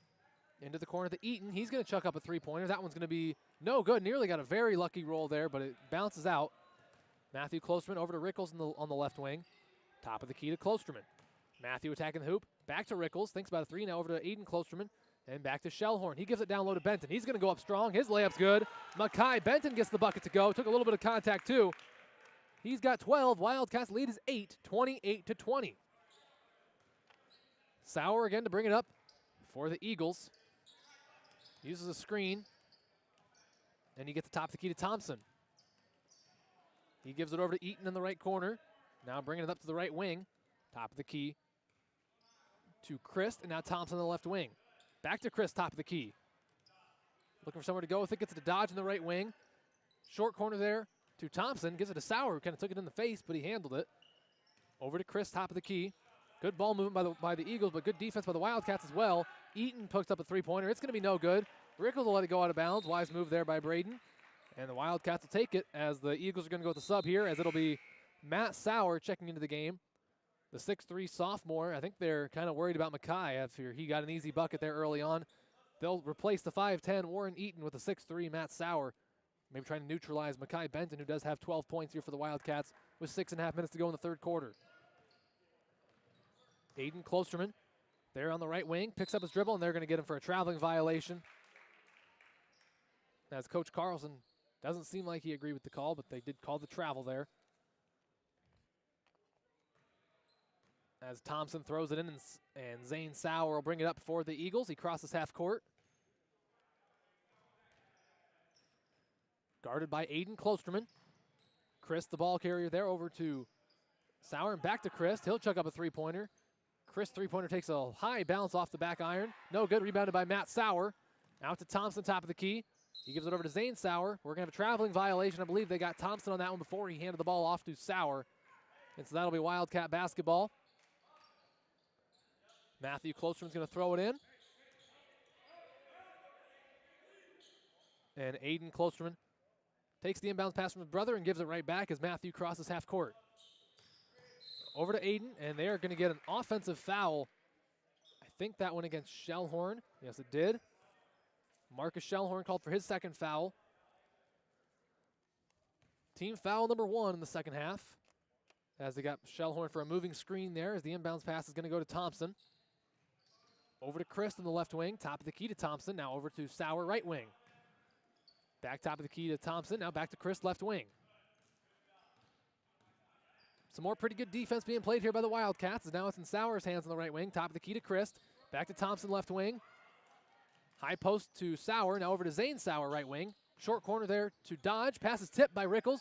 He comes up with it, tries to save it, ends up in the hands of Aiden Klosterman, but now Dodge has it, and now he throws it off his own foot into Matthew Klosterman's hands. And they're going to call a traveling violation as Aiden was diving on the basketball. Got Aiden for the travel. Just good hustle there by Aiden. Unfortunately, the travel is called, but good job of getting there on the floor. As Sauer throws it into Thompson, and Sauer gives it, and he gives it right back to Sauer. Sauer has the top of the key. Picks up his dribble. Over to Chris, left wing. Now top of the key. Good defense there by the Klosterman brothers. Into the corner. I believe that's Zane Sauer. He puts up a three. It's good, and they're going to get a foul. I don't think it was on the shot, however. So they will count the three-point basket. And they're going to get a foul called against Matt Sauer, his third, team foul number 1. Three-pointer was good from Zane Sauer. He's got 16. Wildcats lead by 5, 28-23. And with 3 fouls, Matt Sauer will exit the game, replaced by Ty Jensen. Jensen also has some size to him as he's 6'2".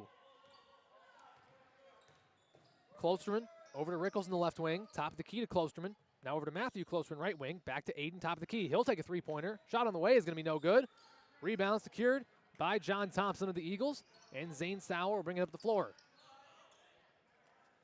Gives it over to Thompson. He's attacking the rim. There's going to be call made. They're going to make a traveling violation call against Thompson on his way to the basket. As that'll be Wildcat basketball here. 4:44 to go in the third. 28-23 lead for Central City. Inbounds pass goes to Aiden Klosterman. As Carlson calling an offensive set. Matthew Klosterman will put up a three. It's going to be no good. Rebound is fought for, secured by Zane Sauer. And he'll bring it the other way for the Eagles. Crossing half court. Into the corner to Christ. He's going to chuck up a three-pointer. His shot is no good off back iron. Rebounded by Aiden Klosterman. Aiden crossing half court over to Matthew Klosterman. He fakes a three, back to Aiden, top of the key. Now Makai Benton has it in the high post. Over to Matthew Klosterman. He'll put up another three-pointer. That's going to be no good off back iron. Good fight in there by Shellhorn, but he can't secure the rebound. Jensen does and gives it over to Sauer. Sauer over to Chris on the right wing. Top of the key to Sauer. Now back to Christ. Dribbling to his left. Nice dribble move there. Back to Sauer, top of the key at the volleyball line. Over to Dodge, left wing, and right back to Sauer. Now Christ, right wing, skip pass to Sauer, left wing. He'll take one dribble. Thought about a pull-up. Now he's going to give it inside to Dodge. Back to Sauer in the corner. And he's going to just throw it away. Matthew Klosterman, the only one hustling after it there, is he just makes a smart move to let it go out of bounds there, as a couple Eagles did end up following him, but Matthew made a wise move there to let it go, because the only thing that really would have happened there is maybe he could have touched it and went out of bounds off of him, which, of course, wouldn't be what you want. Wildcats get it now, as Aiden Klosterman will throw it in. Looking to get it in. They get it into Benton. He skies up for it. He's going to have a fadeaway jumper. No good. But he was fouled, and he'll go to the line for a pair of free throws.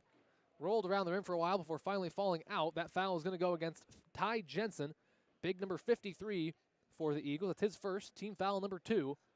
As Makai Benton will get a chance for a pair of free throws at the charity stripe. Benton's first free throw on the way. That one is good as he hits the first one. He'll have a chance for one more. Warren Eaton re-entering the game for the Eagles as John Thompson will go to the bench for Midland. Second free throw about to be taken here by Benton. His shot on the way. He misses the second one, so it's no good. Rebounded by Dodge. He makes 1 of 2. Wildcats lead is 6, 29-23. High post to Jensen. He makes one dribble, takes a move to the basket. His shot's too strong, no good. Rebounded by Rickles. And they're going to get a foul, I believe, on Jamison Dodge of the Eagles.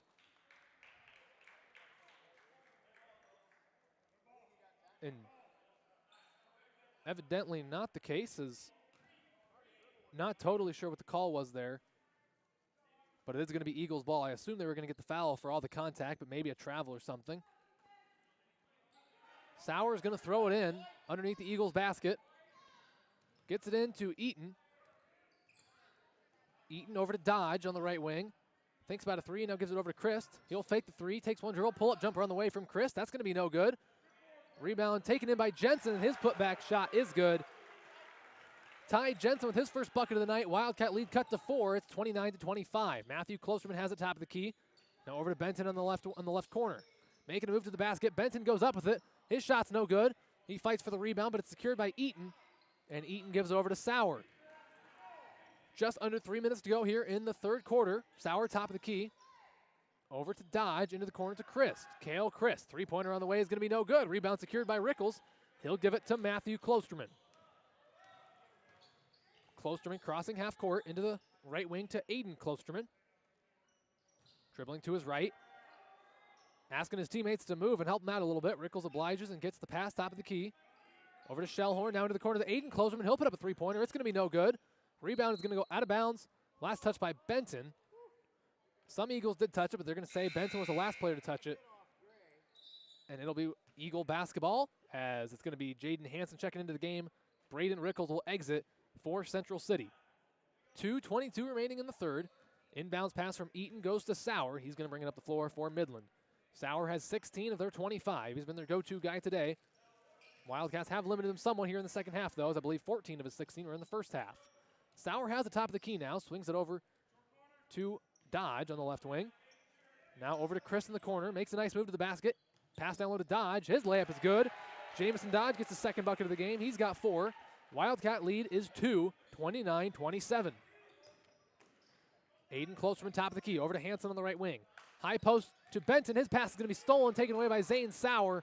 His pass is a little bit late. Sauer closed the gap. As Sauer's looking to get to the rim. Fadeaway jumper on the way from Sauer is going to be no good off back iron. Rebound by Shellhorn. They're going to get Ty Jensen for a foul, as he kind of came down on the arm of Shellhorn when Marcus was securing the rebound. That'll be his second, team foul number 2. Or correction, they just changed to team foul number 3. As Aiden Klosterman crosses half court with the ball for the Wildcats. High post to Benton. He's triple teamed in there, and he's going to have the ball stripped away. Great hustle there by Aiden. And Coach Carlson calls a timeout when Aiden Klosterman was on the ground with the ball. So the Wildcats will maintain possession. It's going to be a 30-second timeout. 1:32 remaining in the third quarter. Our score is Central City 29, Midland 28.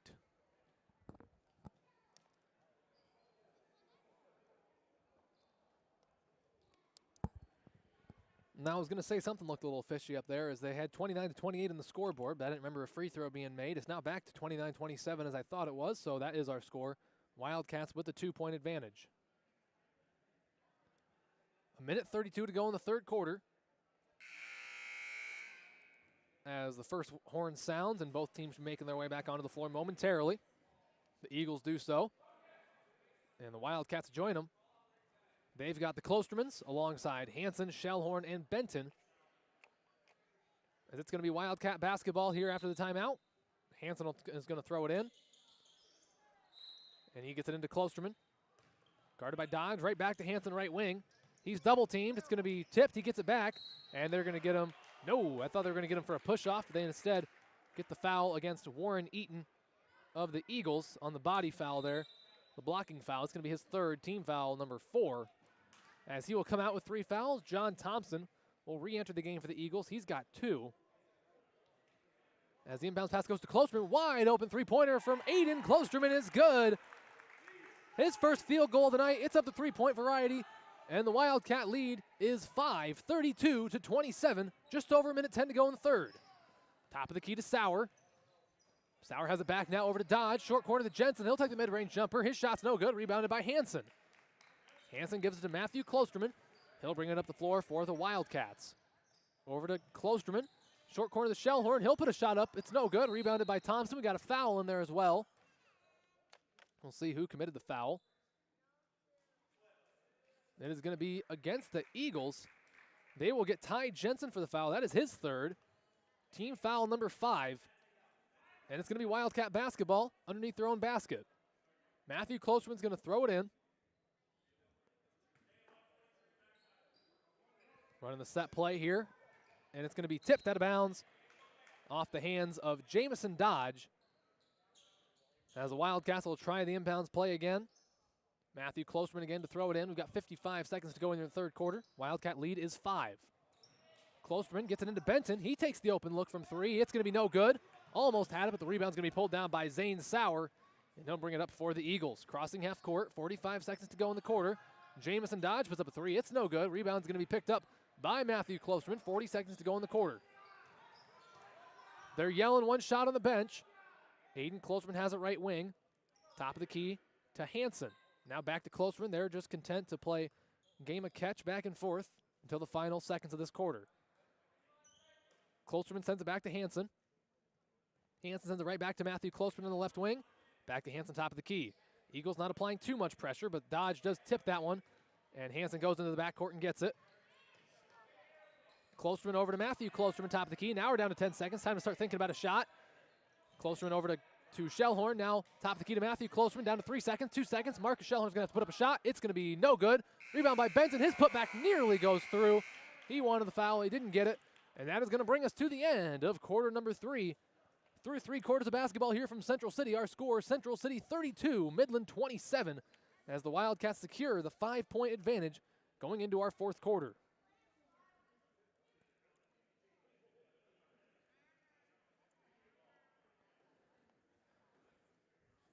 So quite the second quarter there as the Wildcats really did a better job of not committing as many fouls. They were in the bonus by the end of the first quarter, only committed 1 foul in that entire third quarter.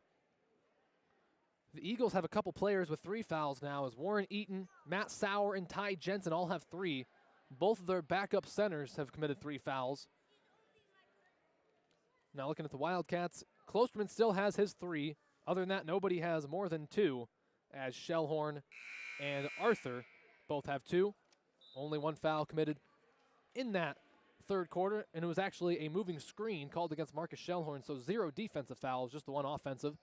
As the Eagles are back out there to begin our 4th quarter, they got Sauer, Christ, Dodge, and Thompson. Wildcats going to go with Klosterman, Hansen, Benton, and Shellhorn. Eagle ball to begin the 4th quarter. Thompson's going to throw it in. He does so to Sauer, and the 4th quarter of basketball is underway.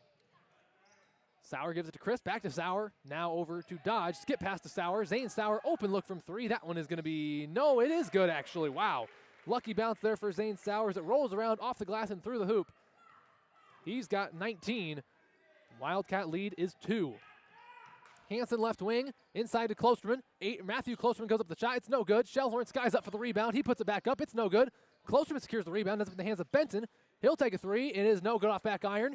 And the rebound is going to be secured by Dodge, who gives it over to Zane Sauer.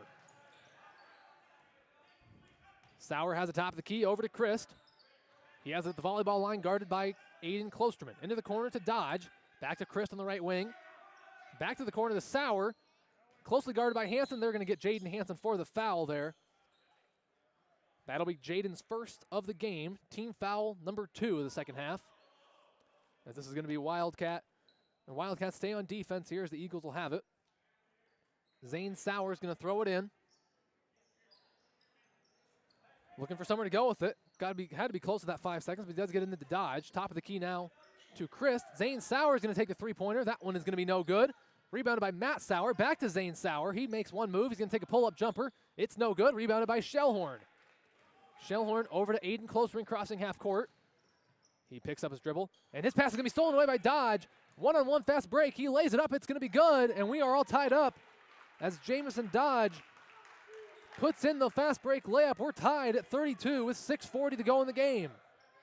Aiden Klosterman, top of the key, bounce pass high post to Shellhorn, back to Matthew Klosterman, three-pointer on the way. It's no good off back iron, rebound secured by Dodge.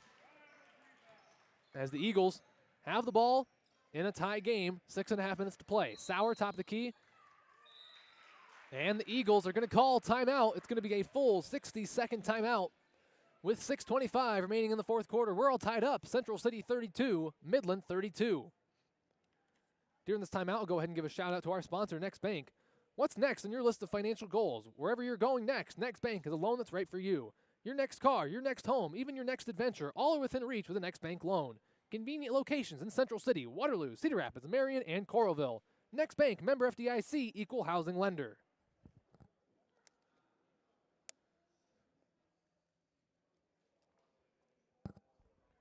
So after holding the 5-point advantage coming into this fourth quarter, the Eagles have taken that advantage away from the Wildcats, and we're all even at 32 apiece. 6:25 remaining in the game after a Zane Sauer three-pointer.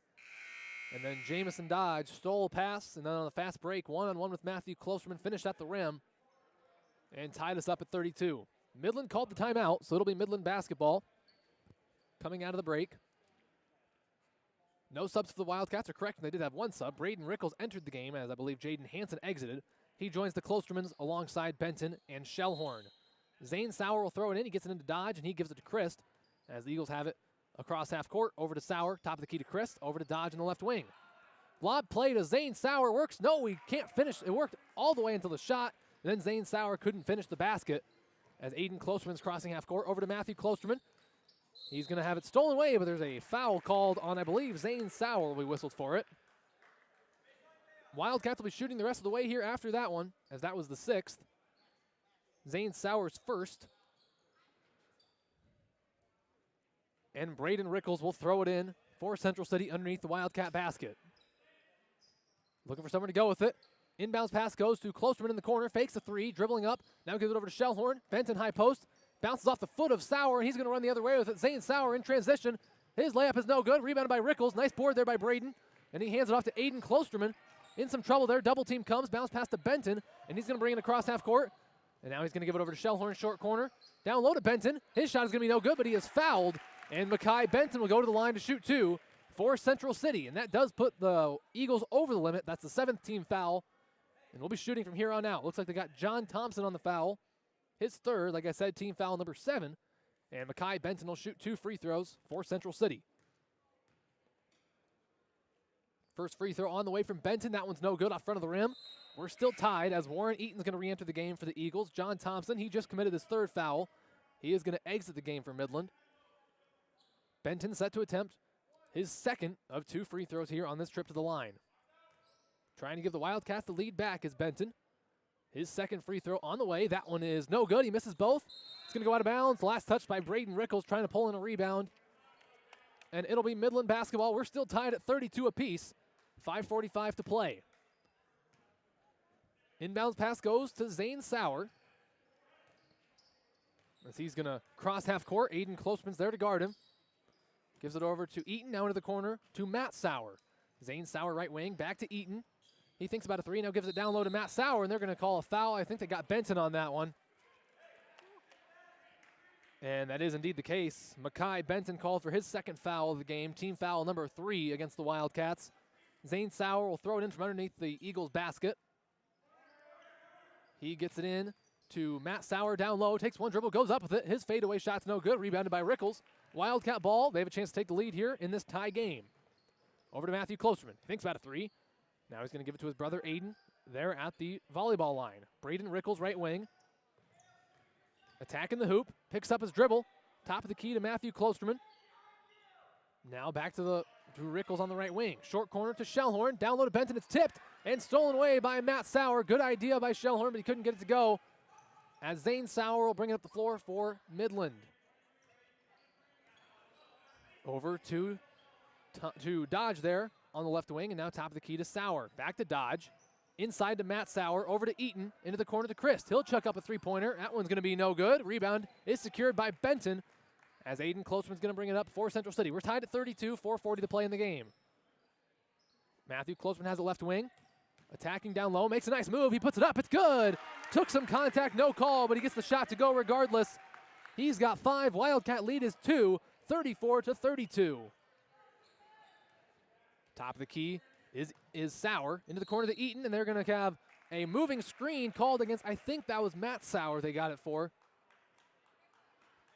And that would be his 4th, and that is the case. Matt Sauer whistled for his 4th foul of the game, team foul number 8. And again, they're over the limit, but no free throws because that was of the offensive variety. Closeman gives it to Rickles. He's looking to get downhill, and they're going to get Braden Rickles for the charge. Offensive foul called against Braden Rickles. That's going to be his 2nd. Team foul number 4.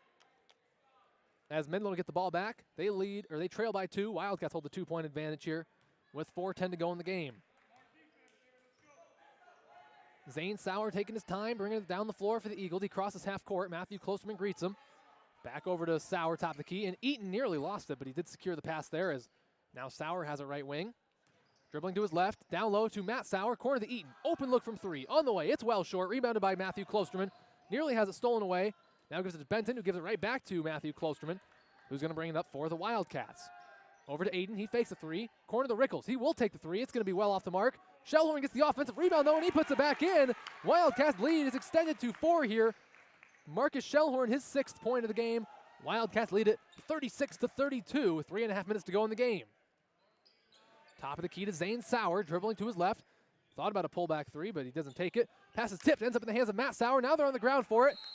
It's going to be a jump ball, I believe. That would favor the Wildcats. And that is going to be the case. So Central City basketball here as the possession arrow is pointing to the left.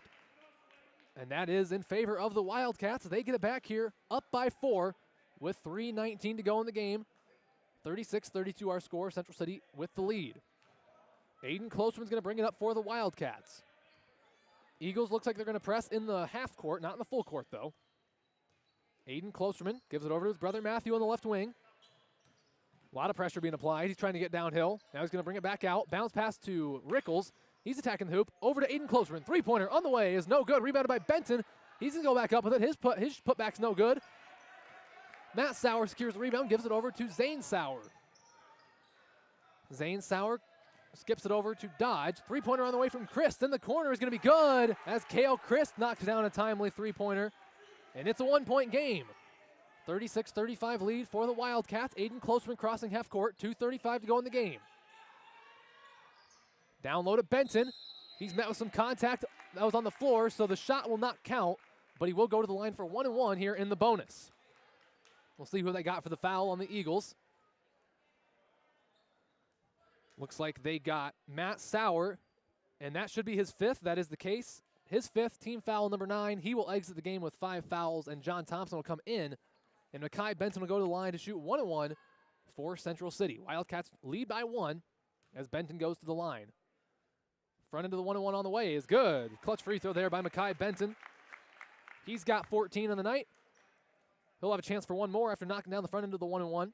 Wildcats lead it by 2, 37-35, 2.5 minutes to go in the game as Benton gets set to attempt his 2nd free throw. That shot on the way, he knocks down both. Good free throw shooting by Makai Benton. He's got 15. Wildcats lead is 3, 38-35, and we have a timeout on the floor. I believe Coach Carlson called it. As the Wildcats still lead just by 1 possession, but it's up to 3 points, 2:31 to go in the game. Here in this 4th quarter of action. Wildcats looking to get their first win of the year, sitting at 0-2 at the moment. Eagles trying to avoid falling to a losing record. They would be 1-2 with a loss here tonight. Coming into this game 1-1. Just a 30-second timeout. So both teams about to come back out onto the floor to play these final 2.5 minutes of game time here in Central City. The Eagles are back out there. They've got Sauer, Eaton, Dodge, Christ, and Thompson, the same 5 that started the game. Starters also out there for the Wildcats, that being the Clostermans alongside Rickles, Shellhorn, and Benton. Inbounds pass goes to Christ, and he's going to bring up the floor for the Eagles. A little bit of a change of pace. They've been using Zane Sauer as the point guard most of the night. As he's going to give it over to Thompson. Now back to Eaton and into the right wing to Christ. He's looking for somewhere to go with it. Top of the key to Sauer. He'll take a contested 3. It's on the way. It's good. He knocks down the 3, and we're tied up. As we have got a timeout called by the Eagles now. As it wasn't a defensive breakdown by any means, Makai Benton had all of his 6'3" frame contesting that shot, and Zane Sauer just made a better move and knocked it in. He's got 22. Eagles have 38, as do the Wildcats. We're tied, 2:11 to go in the game, as the Eagles call this 32nd timeout. Benton leads the Wildcats with 15 points in the night. Matthew Klosterman has 5. Marcus Schellhorn has 6. Lucas Greif has 3. Aiden Klosterman has 4. That's our scoring breakdown there for the Wildcats. Other than Sauer, the Eagles have gotten baskets from Christ. He has 7. Dodge has 6. And Jensen has 2. Same 5 out there for the Wildcats. In fact, same 10 out there for both sides. Tie game with 2:11 to play. Rickles will throw it in. And Aiden Klosterman's going to bring it up for the Wildcats. Crossing half court. Gives it in the high post to Benton. He makes a move. Nice move there by Benton. He puts up the shot. Too strong. No good. Rebounded by Zane Sauer. And Makai Benton tried to go for a tie-up, but they're going to get him for a foul instead, as that'll be Makai's 3rd and team foul number 5. Just 5 fouls against the Wildcats, so we're not shooting yet. Eagles will just get possession of the basketball as Sauer throws it into Dodge, who gives it right back to Sauer, and he will bring it up the floor. Sauer crossing half court. He's guarded by Matthew Klosterman. Now over to Thompson, top of the key, guarded by Aiden. Now Eaton has it. Over to Chris, top of the key.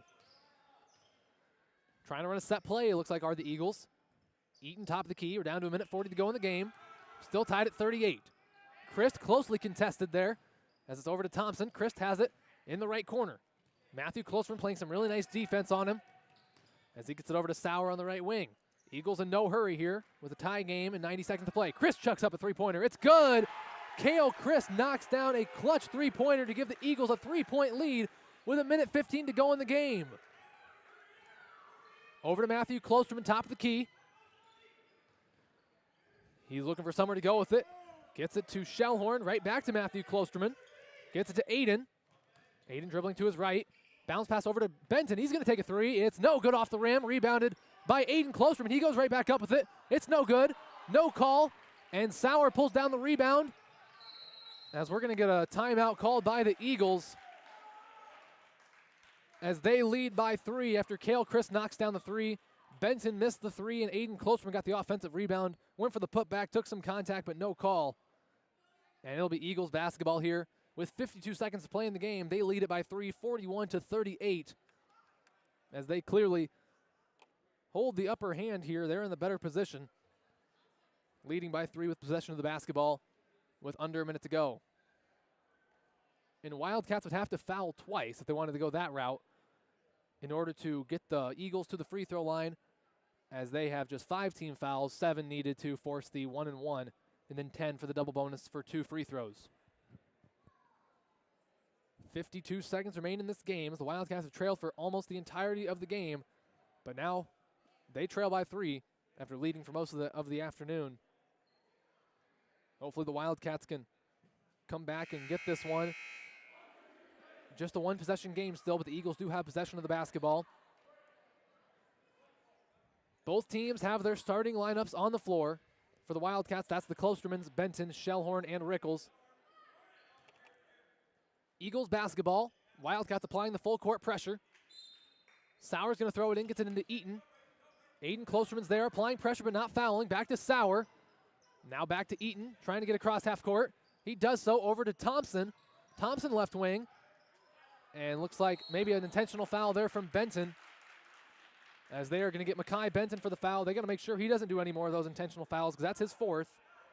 Team foul number 6. So not in the bonus yet. They'll have to foul one more time if they want to get him to the line. Sauer's going to throw it in for the Eagles. Gets it into Thompson in the backcourt. Crossing into the front court. Benton can't foul, but he's guarding Sauer with the ball right now. Over to Christ. And Carlson screaming green, wants a foul, but he didn't get it. Now Matthew Klosterman does commit the foul on Zane Sauer. That's Matthew's 2nd team foul, number 7. We've got 30 seconds to play, and the Eagles' best player is at the free throw line. Sauer's got 22 on the night, and he'll go to the line to shoot a 1-and-1. First free throw from Sauer on the way. He misses the front end. Wildcats have it back. 30 seconds to go. They trail by 3. Matthew Klosterman crossing half court. Over to Rickles. Dribbling up. Looking for somewhere to go with it. Gives it over to Aiden Klosterman. Back to Matthew. Dribbling to his right. Over to Rickles, attacking the hoop. He loses it out of bounds, off of Rickles. Eagles will take it back with 14 seconds to go. And it looks like Jaden Hansen is going to sub into the game for the Wildcats. Smart move as Benton has 4 fouls. So he can't commit one here when they're trying to get him to the free throw line. Sauer's going to throw it and gets it into Dodge. Aiden Klosterman will commit the foul. He also has 4 now. So that'll have to be the last time he commits an intentional foul. Team foul number 8, as it'll be Jamison Dodge, senior for the Eagles, going to the free throw line to shoot a 1-and-1. That is just team foul number 8, so we still are in the 1-and-1 as Makai Benton's going to check back into the game after the foul was given there, and it'll actually be Braden Rickles coming out of the game as Hansen will stay in after coming in for Benton. 13.1 on the clock. Wildcats trail by 3. They need a miss here from the senior Jamison Dodge as he goes to the free throw line. Front end of the 1-and-1 on the way. It is good as he knocks down the first. He'll get another. And that makes it a 4-point game. Wildcats down 42-38 with 13 seconds remaining on the clock.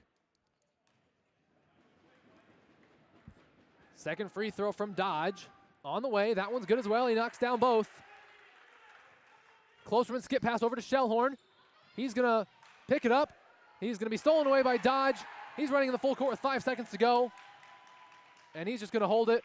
And that is going to do it. Wildcats let another one get away as they lose this one by a final score of 43-38. As the Eagles just managed to sneak out of Central City with a win.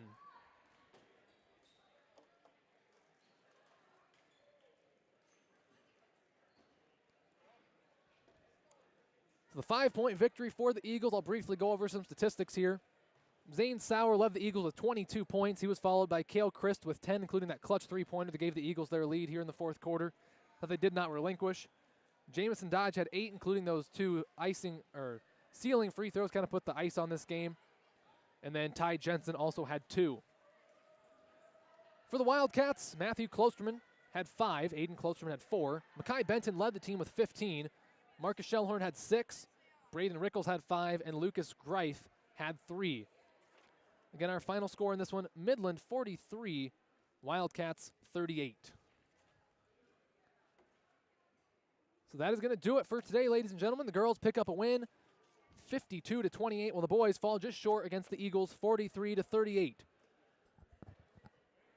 The Wildcats will be back in action coming up next week. They will be at home on Tuesday, hosting the Calamus Wheatland Warriors. That game will be right back here on Wildcat Sports on YouTube, or you can tune in on the NFHS network, assuming that cooperates with us. So however you want to listen in, if you can't get to the game, make sure you tune in to listen to our broadcast here from Central City. So ladies and gentlemen, thank you very much for tuning in to today's broadcast of Wildcat Basketball on the Wildcat Sports YouTube page. I don't know about you folks, but I'm about to go home and hopefully watch a different black and gold team other than the Eagles go get a win tonight. Rooting on the Hawkeyes in the Big Ten Championship game against Michigan here tonight. That's going to do it for me, ladies and gentlemen. Thank you very much for tuning in. I'm David Warrington saying good afternoon in this case, and go Cats.